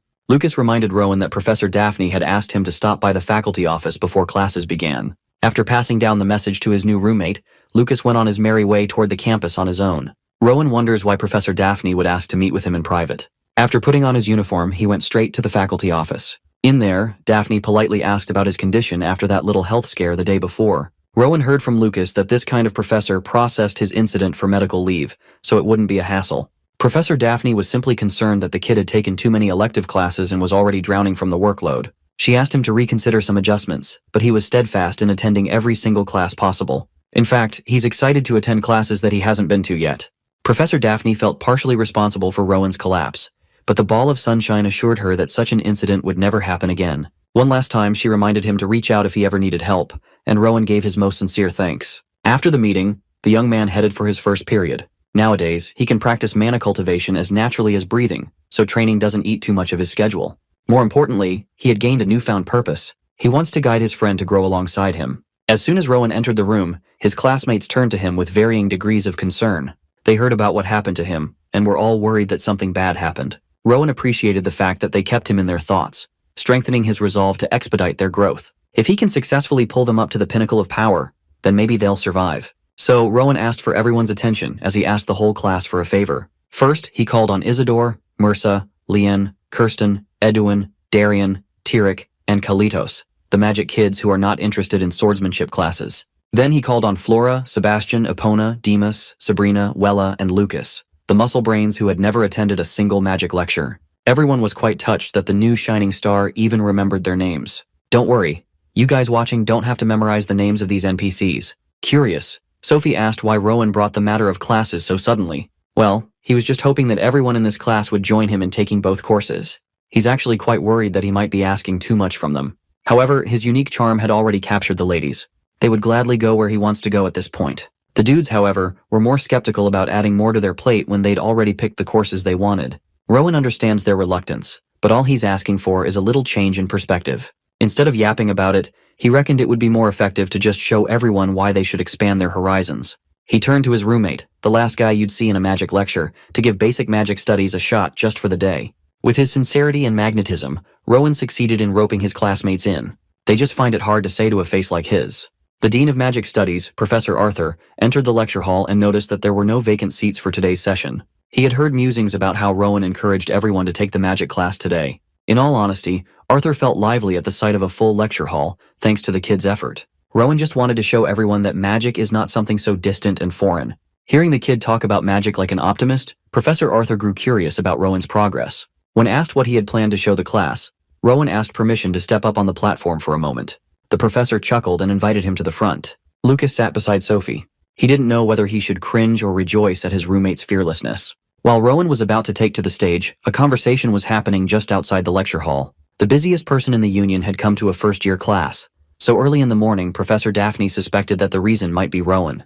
The ball director Lazarus admitted that the kid is one reason. Aside from Rowan, overseeing the school is part of his bureau's duties as well. Apart from the two union officers, Miss Sienna Runner had also visited since it was her day off. She might be off the clock, but Vice Captain Oscar had given her a task to complete. Forget about a humble dark elf. It's more interesting that Mr. Diego crawled out of his swordsmanship training field to attend a magic class. He heard about his freshman swordsman enlisting for the magic class today, so he wanted to check out what the fuss was all about. Beside him was the principal himself. This guy just tagged along to accompany Director Lazarus. Professor Daphne looked at the odd collection of highly ranked and respected members of the union and reminded them to avoid doing anything that would disrupt the class. They must observe quietly. As soon as she pushed the door open, Daphne was greeted by the burning sensation of a blazing fire. A crimson flare danced in the air, feeding on the room's oxygen. In contrast to the fire's all-consuming blaze of destruction, the young man who created it looked like the poster boy for joy and wonder. Meanwhile, Professor Arthur had put up a barrier to shield the other students while Rowan wows him with a fireball. No matter how talented a student is, fireball is not a spell that someone in Rowan's age should be able to use. For safety reasons, conjuring such a burning spell is outside the standard curriculum for first years. Even Fire Arrow, which is a tier below Fireball, is not something students can expertly cast until they reach their 5th year. Even then, only those with real talent can manage to accomplish that feat. If that's the case, how did this small and scrawny kid figure out the crux of a spell that he shouldn't even touch for 5 more years? Everyone was so entranced by the flames that no one noticed the arrival of the guests. The principal fixated on the fireball. He had never seen such a spell emit this level of pure, refined energy. It's almost like watching Scion's holy magic. Diego might be a sword master, but even he can recognize the spell's abnormal density and immaculate stability. Director Lazarus would even say that such a thing defies common sense. It's true that a first year should not even be messing with casting such magic. But technically, Fireball is categorized under simple spells in the grand scheme of things. That doesn't make Rowan holding the ball in midair any less impressive. Oddly enough, the fire is holding a consistent size and temperature without faltering. Logic dictates that this is no ordinary fireball, but rather an entirely different kind of magic. Sienna had seen the boy's incredible natural sense of mana firsthand. How can a kid who grew up in a corrupt relief shelter be capable of such beautiful magic utilization? Sienna was entranced by the dancing fire in the middle of the lecture hall. Snapping out of her reverie, she reminded the other faculty members of Rowan's recent incident. She's worried that the kid might not be fully recovered yet, so they shouldn't overdo such a showcase. Maybe it's time someone stepped in and asked Rowan to stop, but the adults were reluctant to press stop on such a beautiful show. Inwardly, Rowan is constantly feeding the flame. Using his method, it's more important to focus on mana supply rather than sheer size. He is risking letting the fire become unstable due to uncontrolled mana. But since it's the boy wonder we're talking about, that ain't happening. That aside, he's currently more fascinated by the barrier spell that Dean Arthur put up to protect the other kids. Rowan could feel some similarities in shape between the barrier and the endless dark pit from that day. They may look similar in form, but they are entirely different in purpose. His thoughts wandered towards what would happen if his fireball happened to hit the barrier. Instead of letting his intrusive thoughts win, he praised Professor Arthur and asked for the name of the defensive spell. The old man forgot to respond in shock. Maintaining a spell for this long is the kind of task that requires unwavering focus. Yet this kid can hold a conversation so innocently while keeping perfect control. Before any more ridiculousness happens, Arthur bent and warped his barrier to surround and smother the flames. Instead of feeling wronged, the only thing Rowan felt was awe with regard to such a masterful display of skill. With the dean's final gesture, the fireball ceased to exist. Everyone gasped after holding their breaths for the whole exhibition. Looking at the young prodigy, Arthur could not decide whether to scold or praise the child for breaking every magic norm. Right then and there, Director Lazarus walked his bald-ass head into the stage while showering the young man with applause. To answer his question earlier, Lazarus shared that the barrier was Dean Arthur's signature spell, the Azure Flame Barrier. Upon hearing so, the kid turned to his professor and praised such a cool name. Arthur deflected, claiming that he didn't name his technique, but that only meant he was given a wonderful name for a wonderful creation. Since they're on the topic of names, the dean asked Rowan if that fiery display from earlier has a name. Confused, the kid insisted that he just showed a simple fireball, nothing more, nothing less.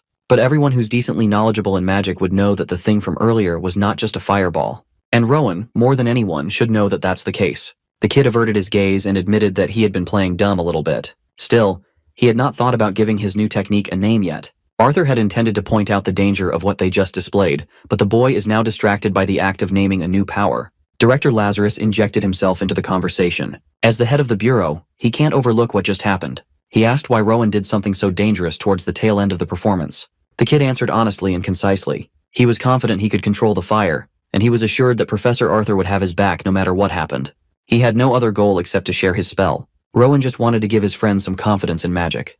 Maybe some of his peers are interested in the subject but are too scared to try. The Dean of Magic Studies declared that completing a fireball before graduation would already be considered outstanding. What would you call a freshman who had leapfrogged that expectation? This is Rowan's way of showing his peers that there is no such thing as impossible. Well, he can only talk with so much optimism because he's unaware of what a monstrous genius he is. Still, as an educator, Arthur felt embarrassed. He started thinking about the possibility that he might have been limiting the younger generation's potential with his words. Now this small child has made him realize that his viewpoint might not apply to everyone. Then, the kid turned to the old dean and humbly asked for a little more time on the podium.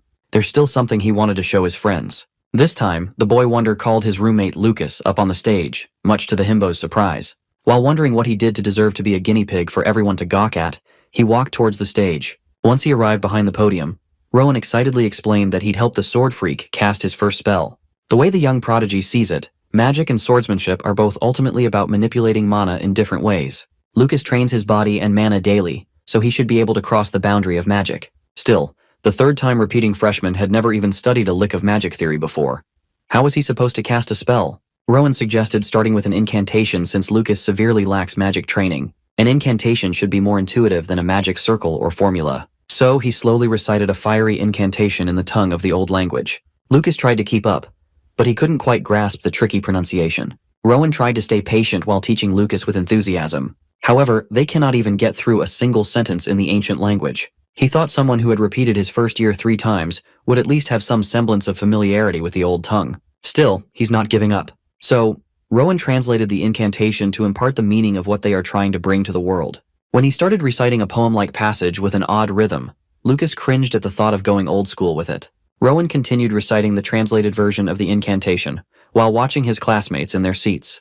The longer he went on, the more they looked dumbfounded. Suddenly the young prodigy was struck with the feeling of confusion and helplessness. He thought he could just waltz onto the stage and impart what he knew, but no one seemed to understand what he was trying to do. If they get stuck like this from the very beginning, then what about that gruesome fate in 10 years? If everyone doesn't get stronger, Rowan won't know what to do. He started with an incantation with the simplest complexity, something that he thought even Lucas could grasp. Yet not only the other kids, even Sophie, looked utterly lost, as if Rowan was speaking an alien language. The Wonder Boy froze in place, worrying Lucas by his side. Before things could get any worse, Dean Arthur stepped in to do some damage control, praising the kid for a good first day of the mini-lecture. That being said, he asked Rowan if he could learn the spell formula for the modified incantation too. That request pulled Rowan back from despair. He telekinetically picked up a stick of chalk and started writing an exhaustive formula on the board. Everyone was equally amazed and amused at such an impressive showing of telekinesis. It did not take Rowan too long to write down the blueprint of his spell. Dean Arthur called upon his reliable barrier once more, this time protecting those on the stage instead of the ones sitting around. Director Lazarus and the dean steadily pored over the fascinating writing on the board. When asked where he saw the spell formula, Rowan asserted that he never copied anything. He saw what Professor Arthur wrote the other day and modified it in his own way. Those with well-trained eyes could see that this is no mere modification. The kid simply adjusted a few things here and there to make a spell that would work better for him. He's not aware of the gravity of his claim, but he's basically saying that he created a new spell formula. The director and the dean exchanged a meaningful glance. They need to have a long conversation about what to do next, so they might as well call a proper meeting elsewhere. Before leaving, Director Lazarus thanked the kid for showing such an innovative spell formula. On the other hand, the dean turned to the dark elf and asked for her name. Sienna of the Pill of Faith saluted and formally introduced herself. Then, the dean suddenly dumped the remaining hours of the lecture for her to fill. She can teach anything. She can tell the kids to self-study and train their swordsmanship. Anything is fine as long as they're safe. Professor Diego also had the audacity to leave his next class to poor Sienna, who was just in the wrong place and at the wrong time. Before going away, Arthur dispelled the barrier that isolated them from the students. The other adults have made their way to discuss a matter of grave importance, leaving Sienna to deal with a whole classroom full of fledglings. The lecture hall was buzzing with indistinct murmurs about what had just happened. Sienna quickly shut them all up with a forceful hand slam to the table. That one action scared most students straight. Sienna, runner of the Pillar of Faith, had been temporarily assigned to cover the remaining classes. She intends to treat this as an official class, and so should the students. Everyone must participate as they would with a real professor. Sienna might sound and look dignified, but she's out of her depth. She's not built for teaching. She's supposed to be an on-the-ground soldier. The faculty, including the ones present during Rowan's showcase, had gathered for a meeting. Some of the clueless faculty staff were alarmed by the calling of an emergency response committee, a thing that hasn't been called in years. Hell, for some of them, this is the first time. Director Lazarus was professional as always. He calmly put forth the main agenda about the Union Academy's education policy. First, he presented the case of Rowan, the boy who prompted this meeting in the first place. Dean Arthur took the floor and established the facts about the kid and the fireball. He had never seen anything like it in his career. A freshman interpreted a complex spell in a completely different way. The power was weak, but it had been tweaked enough to be called a unique spell. Just the fact that he was able to reconstruct and edit a formula so freely is unprecedented. Of course, some of the other professors were skeptical. But what can they do when the Dean of Magic Studies has already investigated and verified all the facts? Director Lazarus also vowed to use the Bureau's resources to analyze things further. For now, they must recognize that a kid might have just discovered a new conceptual approach to magic itself. Sure, Rowan sounds like an unparalleled savant of some sort, but since they're an academy, they must make sure that he receives age-appropriate education. Some wanted to stick to their tried-and-true method, but some believe that such a genius should receive specialized education befitting his level. However, personalized curricula go against the ethos of their public institution. It's worth considering that they cannot afford to mess up and lose a highly capable individual due to shitty mishandling. Another professor proposed that they let the kid join the union early. That idea naturally received a lot of pushback. Regardless, a shift to proper field education is necessary, but they have to be thorough, leading the professors to ask if there are any other special concerns about the kid. Dean Arthur grew silent in contemplation. He finally spoke up and put forth that Rowan may have some personality issues. From what the other professors had heard, the kid was nothing but kind and polite. The dean wasn't refuting those traits. He's just afraid that the boy needs to be a little more considerate of his peers' feelings. The union is a group that values ability and performance above all. With Rowan's talent, he's bound to stand out as soon as he enters an order. As he is right now, the boy might have a hard time getting accepted. He might flounder at the final stage of the admission exam, a simple interview with the person who values character the most. Some professors jumped into Rowan's defense. They saw that the kid's actions were rooted in good intentions. He just unwittingly created discomfort among them due to his cluelessness. For kids, the level needs to be balanced for mutual growth. Right now, the gap between the boy wonder and the rest of the freshman batch is way too large.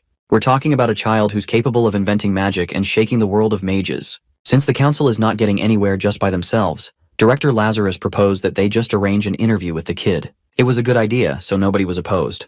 A few moments later, Rowan was escorted into the faculty room and was seated at the big boy's table. Professor Daphne tried her best to make him comfortable and asked what he was feeling. She reckoned that the boy felt bad about what had gone down with Lucas earlier. She was right. Rowan felt frustrated about not knowing his friend's capabilities. Dean Arthur jumped in to comfort him about the difficulties of teaching magic. Today's experience slapped him with that truth. So, Rowan has been mulling things over and has formed some hypotheses. Some students saw the magic class during break time. Maybe Lucas didn't give magic a chance because he's simply not into it. Maybe he picked up a sword too early, and his brain developed solely for that. Maybe Rowan pressured his friend to focus on another field without considering Lucas's personal circumstances. He felt regretful and ashamed as these thoughts crossed his mind. Aside from those thoughts, he's also worried that Lucas and some of his other new friends might be sick. This kid called his normal-ass peers sick, because they have normal talents. Dean Arthur assured Rowan that there's no need to worry about sickness or whatever. Hearing the old man's reassuring words reduced the load on the eccentric prodigy's heart. Seeing Rowan smile, Director Lazarus jumped in to ask why he's so eager to teach everyone magic. Well, it doesn't even have to involve magic. He just wanted to grow stronger alongside his new friends. In doing so, they can become union members together. Upon hearing the kid's innocent and sweet answer, they felt their reservations about Rowan's personality dissipate. In Professor Daphne's eyes were hints of pride and acknowledgement. With that, Rowan was dismissed. The meeting went well, and he can rest now. A few hours later, ink danced around papers, and the new education direction for first years was put into writing. They will be matching every kid's overall pace. Individual academic abilities will align with those of the top students, while social and empathy development will align with the average. It looks like Union Academy will be heading in a new direction in the coming years. Imagine being so gifted that you change your school's education system. The faculty worked through the night to flesh out the finer details. The very next day, the plan to revamp the entire curriculum took effect immediately. Out in the training field, Professor Diego announced that swordsmanship and magic are now mandatory subjects for everyone. Lucas didn't hear the announcement through the sound of his yawns. Rowan was surprised at the speed of change. Furthermore, active union members will now join every class as assistant instructors. Every student should feel free to ask questions and learn as much as they can from their real-world experience in the field. In addition, Rowan, Sophie, and Lucas are to exclusively train amongst themselves by rotating spars against one another. Lucas loved the sound of that format. He's been itching to test his roommate after all. Sophie was equally hyped. This is a good chance to see how her sword fares against the cream of the crop. Lucas immediately took the initiative to challenge Rowan first, Sophie lining up for the next round. When her turn came, it did not even take long before her wooden sword was separated from her hand. She thought she could at least put up a decent fight, but that feels like wishful thinking now. Rowan was a monster that could read her sword path like an open book. However, she was not built to give up. This time she saw a brief opening and failed to capitalize. With more training, maybe she can get some good hits in. Quickly recovering from the loss, she respectfully shook Rowan's hand.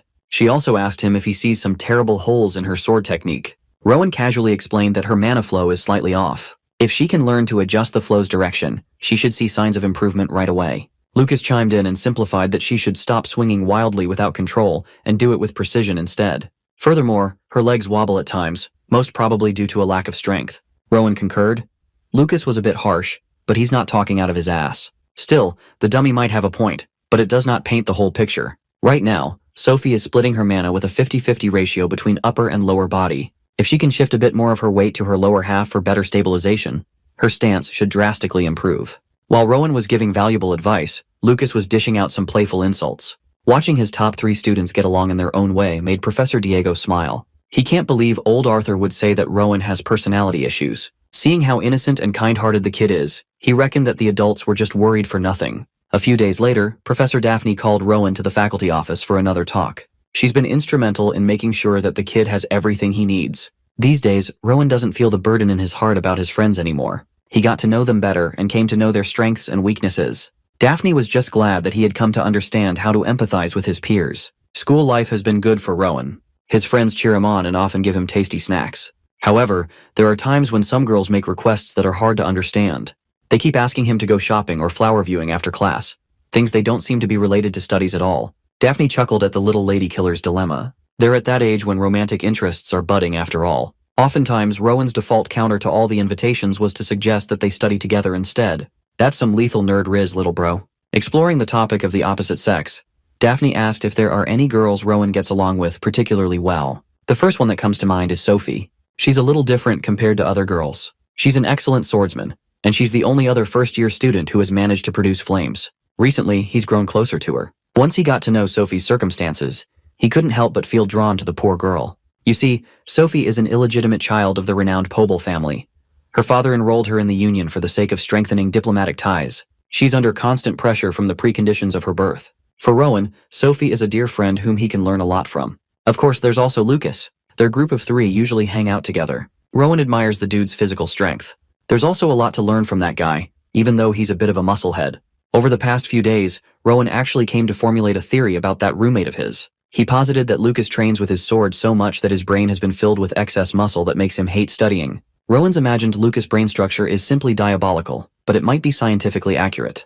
The guy can't even read clocks. As a friend, Rowan has been guiding that fool just to prevent him from flunking first year again. He believes that this is what a righteous character should do. Daphne was a little creeped out, but she had long since accepted that geniuses tend to have an odd way of thinking about most things. After the session with Daphne, he sought Dean Arthur in his office to talk about the problem with his constitution. Considering his abilities and seemingly peerless talents in every field, it's hard to feel sorry for his below-average constitution. He understands that it might be a bit greedy, but Rowan has his reasons for wanting to wield more powerful magic. Well, there are a few ways to improve one's constitution. He can use special magic tools that amplify mana or use items that store powerful spells. Both of those sound great, but they are not easy to get. If they were, anyone could easily become a mage. Magic tools that can be bought with money are either single-use or crudely made, low-level slop. They would not be very useful for the kind of magic that Rowan wants to obtain. The other way to improve one's constitution is through the use of elixirs. These tinctures can help recover mana, alleviate physical illness, increase the mana pool, and of course, improve one's overall constitution. They come in a wide variety of shapes, forms, and sizes, and all of them are extremely rare. An example would be Reddle's fruit. It makes sense why that diabolical stuff is so highly sought after in black markets. Even if Rowan happens to beat the odds and obtain one, there is no guarantee that any of them would provide an effective boost. Still, it's too early to be disappointed. He's still just a kid. Dean Arthur removed his necklace and handed it to his star pupil. Inside the locket is one of the elixirs that he owns. He received this pill from the governor as a reward for a past achievement. Perhaps it was fated for him to give it to his most talented student. Naturally, Rowan felt reluctant to accept something so valuable. The dean assured her that it's no big deal. He can't use it on himself after all. With some hesitation, the kid accepted the white pill. Stealing his resolve, he gulped that thing down without chasing it with water. Immediately, he felt it dissolve in his body. He felt as though he was floating in a sea of his own creation as the elixir spread like grease. Just as he was close to some kind of breakthrough, he was yanked back to reality. He was back inside the dean's office, sitting in a chair. Based on the kid's disappointed expression, the dean reckoned that the pill must have been a dud, and Rowan confirmed. Well, Arthur didn't expect the elixir to be a miracle drug that could change the boy's constitution completely. But the complete lack of improvement was disheartening. Rowan had already expected as much. Rather than finding ways to change his constitution, it would be a better use of his time to reinvent magic as it currently stands. He will disassemble magic formulas and master the manipulation of mana. He will create his own branch of magic perfectly suited for his personal use. This visit wasn't a complete waste. At least now he can completely focus on a solution. 6 months have passed since that old man fed him that white pill. Don't worry, it was wholesome. Today is the final exam for freshmen's magic studies. Rowan stood before the panelists, namely Dean Arthur and Director Lazarus, and wordlessly produced 2 mini fireballs in his hands. The old bats were clearly impressed and enthralled by such a masterful display of skill. Then, Rowan stepped on the gas and made the flames rage and grow. They've seen it a lot, but Rowan's way of handling mana directly is always a feast for the eyes. It's simply an incredible talent. At this rate, the kid might even start combining other branches of magic. Even though everyone praises his skill, Rowan is worried that such weak magic can't be used in the Union at all. Dean Arthur assured him that just being able to cast spells without incantation is enough to prove that his ability is on par with a 4th-class mage. No one will be able to dispute the fact that he can already qualify as a high-level mage. He must cast aside his worries about destructive power for now and focus on his strengths while steadily continuing his growth. Rowan just needs to keep going down the path he's paved on his own. The dean challenged him to analyze and recreate spells up to 4th class based on his own understanding. To make things easier, he will be granted free access to ancient texts stored in the administrative library. Regarding his constitution, it would be best if they keep that issue under wraps for now. Since there are only 3 people in this room, the dean and the director decided to form a mage's pact. They took each other's hands and chanted a strange hymn in unison. Unaware of what's happening, Rowan just saw this as some old bros doing old bro stuff in the middle of his exam. Another year has passed since that assessment. Rowan and the gang had just entered their 3rd year in Union Academy. Today, Professor Diego called on his fellow faculty members with an urgent summons. While the issue is technically under his discretion, he felt the need to share it with his colleagues. From now on, the school will no longer teach Rowan movement techniques, martial arts, or swordsmanship that involve the use of mana. With a tinge of concern, everyone is curious as to the reason for this sudden announcement. Diego explained what everyone already knows. Rowan has a very firm intention to join the Union. Now that he's a 3rd year, it would be better for him to forego high-risk practical combat courses. Diego is basically saying that the kid should focus entirely on magic. More than anything, that's what the kid needs and wants. Dean Arthur of all people would know that Rowan is the kind of talent that one would want to hold on to selfishly. Letting such a talent slip through his fingers for the sake of the future is the best thing Diego could do, even though it might not have been the easiest decision to make. Sienna Runner, who must have taken a teaching role in the academy after filling in for classes a year and a half ago, asked Diego about Rowan's current level, physically. In all honesty, Diego estimates that the young man only needs to draw his sword to pass the first entrance test for the Union. He is that good, a natural talent that rarely comes. His destructive power is a bit lacking, but that aspect can always improve with time. Since they're on the topic of power levels, Daphne turned to the dean and asked how strong Rowan had become as a mage. After a brief moment of silence, Dean Arthur simply declared that there is nothing more he can teach that child. He's already beyond everything an old man like Arthur can mold. Right now, Rowan can freely apply 1st and 2nd class magic. He's on his way to recreating formulas for 3rd class spells too. Because he's such an extraordinary child, he often considers complex formulas as mere toys. He's already a monster and he's only just become a 3rd year student. Now that he's starting to hit his growth spurt, ladies just can't get enough of the golden boy. He can steal your girl in a heartbeat, so the author nerfed him to only care about his studies. The first lecture of the 3rd year magic studies concluded without a fuss. Dean Arthur reminded everyone about their assignments and called Rowan to speak for a moment. He wanted the kid to stay after class to tell him about the exchange tournament for the magic scholarship that will be happening soon. There is no better representative to send than their homegrown Union Academy genius. Admittedly, Rowan had never heard of this event before, even though he's been in the academy for 3 years now. Well, it used to be held occasionally as a way of exchanging opinions about magic. It was discontinued as the era of magic slowly waned. The fact that it's happening now is thanks to Rowan's existence. Hearing the dean say such a ridiculous thing shocked the young man. You see, Rowan's reputation and tales of his accomplishments have reached Schwerin. Schwerin is an autonomous duchy, the only one remaining among the 7 kingdoms. At the heart of Schwerin is their celebrated magic tower, an institution focused on developing the arcane. The Tower Master also acts as the Duke, and they're somewhat isolated from the outside world. It's no exaggeration to say that Schwerin is the beating heart of the current magical world. Truthfully, Arthur also hailed from that place. He trained there until he became a third-class high-level mage before joining the Union. Since he was a local, he must know their line of thinking. He reckoned that those mages are primarily motivated by curiosity, first and foremost. They can't be sure how much information Schwerin has on the Union, but it's certain that they know all the surface-level details. Those magic fanatics must have heard about the 4th-class mage appearing at the Union Academy. Although that term is being thrown around, Rowan is still not entirely comfortable calling himself a 4th class due to his lack of firepower. Regardless, this event is more like an academic conference to verify unprecedented records firsthand. From a pure magic study perspective, Schwerin is always looking for an edge.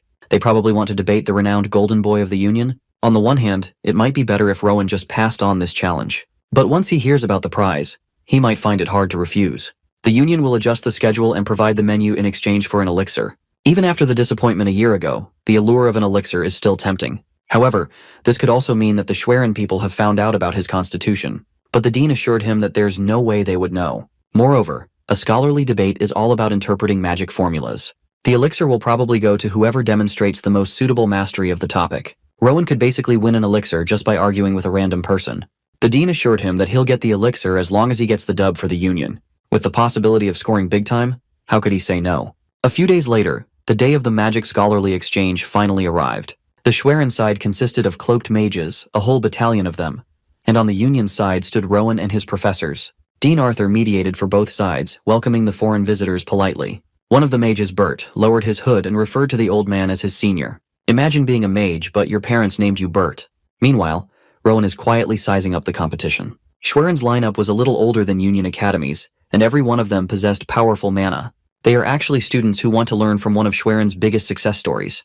The Union side made it clear that they only had Rowan as a participant, yet Schwerin sent 3 students who were older than the kid. Those petty magicians never change. They still want to show the whole world how capable they are. Actually, this is rather better for the Union and for Rowan himself. When he presented the sole representative of Union Academy, Bert pretended to be shocked. While the adults were exchanging polite pleasantries, the competitors were silently eyeing each other. Rowan could feel the gaze of one of the Schwerin students, so he gave the guy a smile. Feeling awkward and flustered, the student averted his gaze. After a sportsman's handshake, the conference will start in the competition hall in the afternoon. A few hours later, spectators took their seats and reveled in the intellectual battlefield that the Union had arranged. Some juniors were worried that their senior Rowan was going to face 3 people by himself. They fear that their senpai will get hurt. The ladies then cheered their lungs out, almost shattering Lucas's eardrum, who was sitting nearby. He butted into their conversation and asserted that this is a magic debate, not a duel to the death. The ladies argued that debates are just as dangerous as physical combat.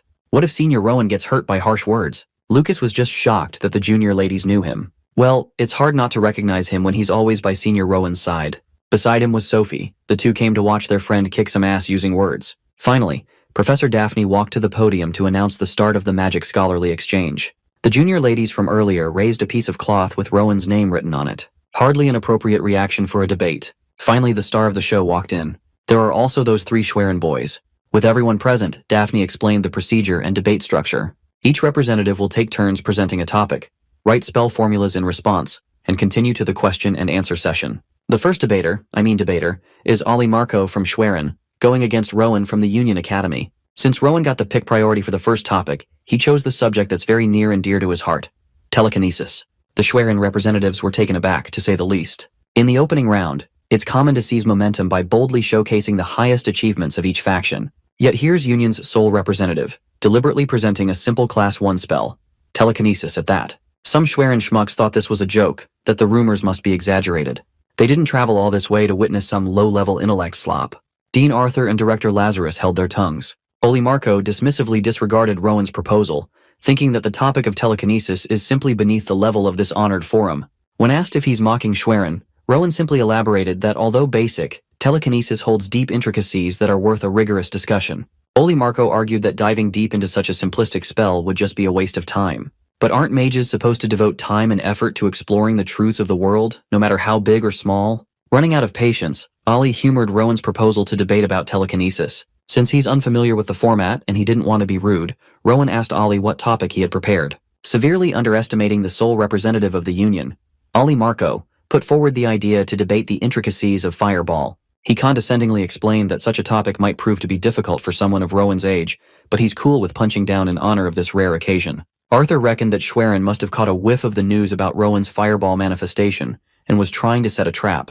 But the young prodigy threw a curveball at everyone listening. He proposed that they cover both telekinesis and Fireball together as a package deal. He thought it would prove to be more meaningful and insightful if they covered the combination of two well-known spells at once. Instead of wasting his breath yapping, Rowan telekinetically picked up a chalk and started writing his initial formula on the board. Flustered at the blatant flex of no chant casting, Ollie refused to be overshadowed. He also used telekinesis to write his arguments on the board, while continuously chanting to maintain the spell. The eyes of Schwerin Schmucks were glued to the board, struggling to understand what Rowan was writing. Surely the kid is not trying to formulate a new spell to combine two different spells on the spot. Surely, right? Once the board work was completed, the debaters were asked to explain their spelling and prepare their questions. First up to the plate was Ollie. He wrote the complete formulas of telekinesis and Fireball separately. These spells were firmly established since the days of the Great Wizard. They are standardized and perfected with no further room for decomposition or recombination. Ollie Marco made a firm and clear statement.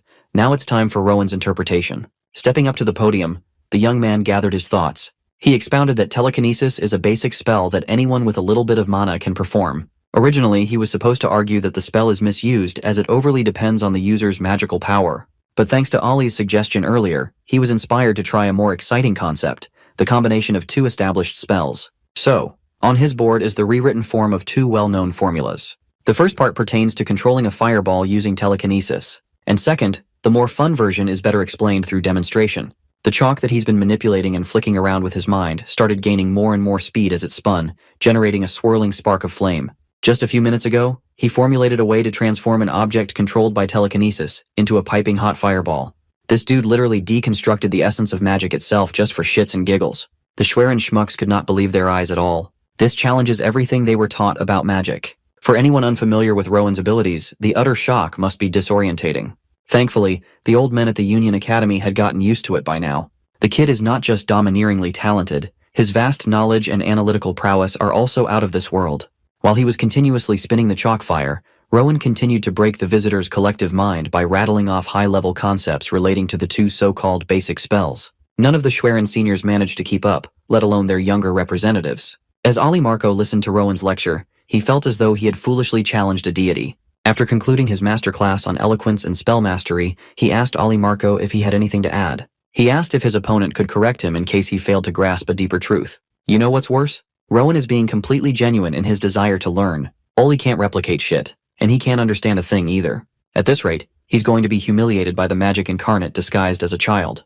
With his time to respond running out and the fear of being humiliated closing in on him, Ollie felt suffocated. Unable to handle it any longer, he coughed and bled through his nose. He was literally knocked out by words. Even Rowan was not expecting something like that to happen. After Ollie was rushed to the infirmary, Rowan continued his undefeated streak of wiping Schwerin debaters with facts and logic, eventually making his way to the coveted elixir. Bert the Mage gladly gave the young man his prize and thanked him for the refreshing show, even though they lost. He also recommended that he wait a little longer if he's planning to drink the elixir. When consumed at too young an age, side effects can manifest. He should be fine with consuming it around the time of his graduation. He still has 2 more years before that time. Since we just finished humiliating some mages, let's see what some NPCs are up to. This girl right here is Rita. Just like our boy, she's a 3rd-year student at the Union Academy. She's been secretly in love with Rowan for 3 whole years now. Rita is well aware that there is not a single student in the academy who doesn't like that boy. He had received countless confessions, and over half of the new batch of students applied to the Union Academy just to follow him. Rita knows that she won't even register in the prodigy's eyes. For the past 3 years, she's been content just watching and loving him from afar. But today is the day she decided to be brave. The last day of the 3rd year will be the day she confesses. After psyching herself up and pushing down 3 years' worth of fear, her confession was met with an apologetic rejection. For Rowan, love is about holding someone who has left this plane of existence close to his heart, and nothing else. Rita never knew that this boy would have such a bleak view of love. Then he asked her if what she was feeling was really true love. Most people who are truly in love often show symptoms akin to mental illness. They experience excessive joy, ecstasy, compassion, longing, anticipation, fear, doubt, jealousy, embarrassment, and even anger. He would bet good money that this girl doesn't feel that level of passion for him. Don't get Rowan wrong, he's not invalidating her feelings. Maybe she does feel something for him. Maybe she's physically stirred because of his looks or status. Maybe she even felt nervous or excited. But is that really enough to label as love? Wouldn't it be more accurate to call it admiration? All he asks of Rita is to take a good look into her own heart. If she still thinks that it's love, then he's open to talking more. Rowan is always open to constructive conversations after all. Bro mastered the art of scaring the hoes. Rita was a victim of the worst he can say is no. She felt as though she had been hit over the head, and now her mind is strangely clear. So, this is Rita. Today, she got rejected by the boy she'd been in love with for 3 years. As painful and sobering as the experience was, she doesn't have any regrets. Confessing your feelings to someone you like is a brave and meaningful thing. Rita's one-sided love ended on the last day of her 3rd year, and she had never felt better. Be like Rita.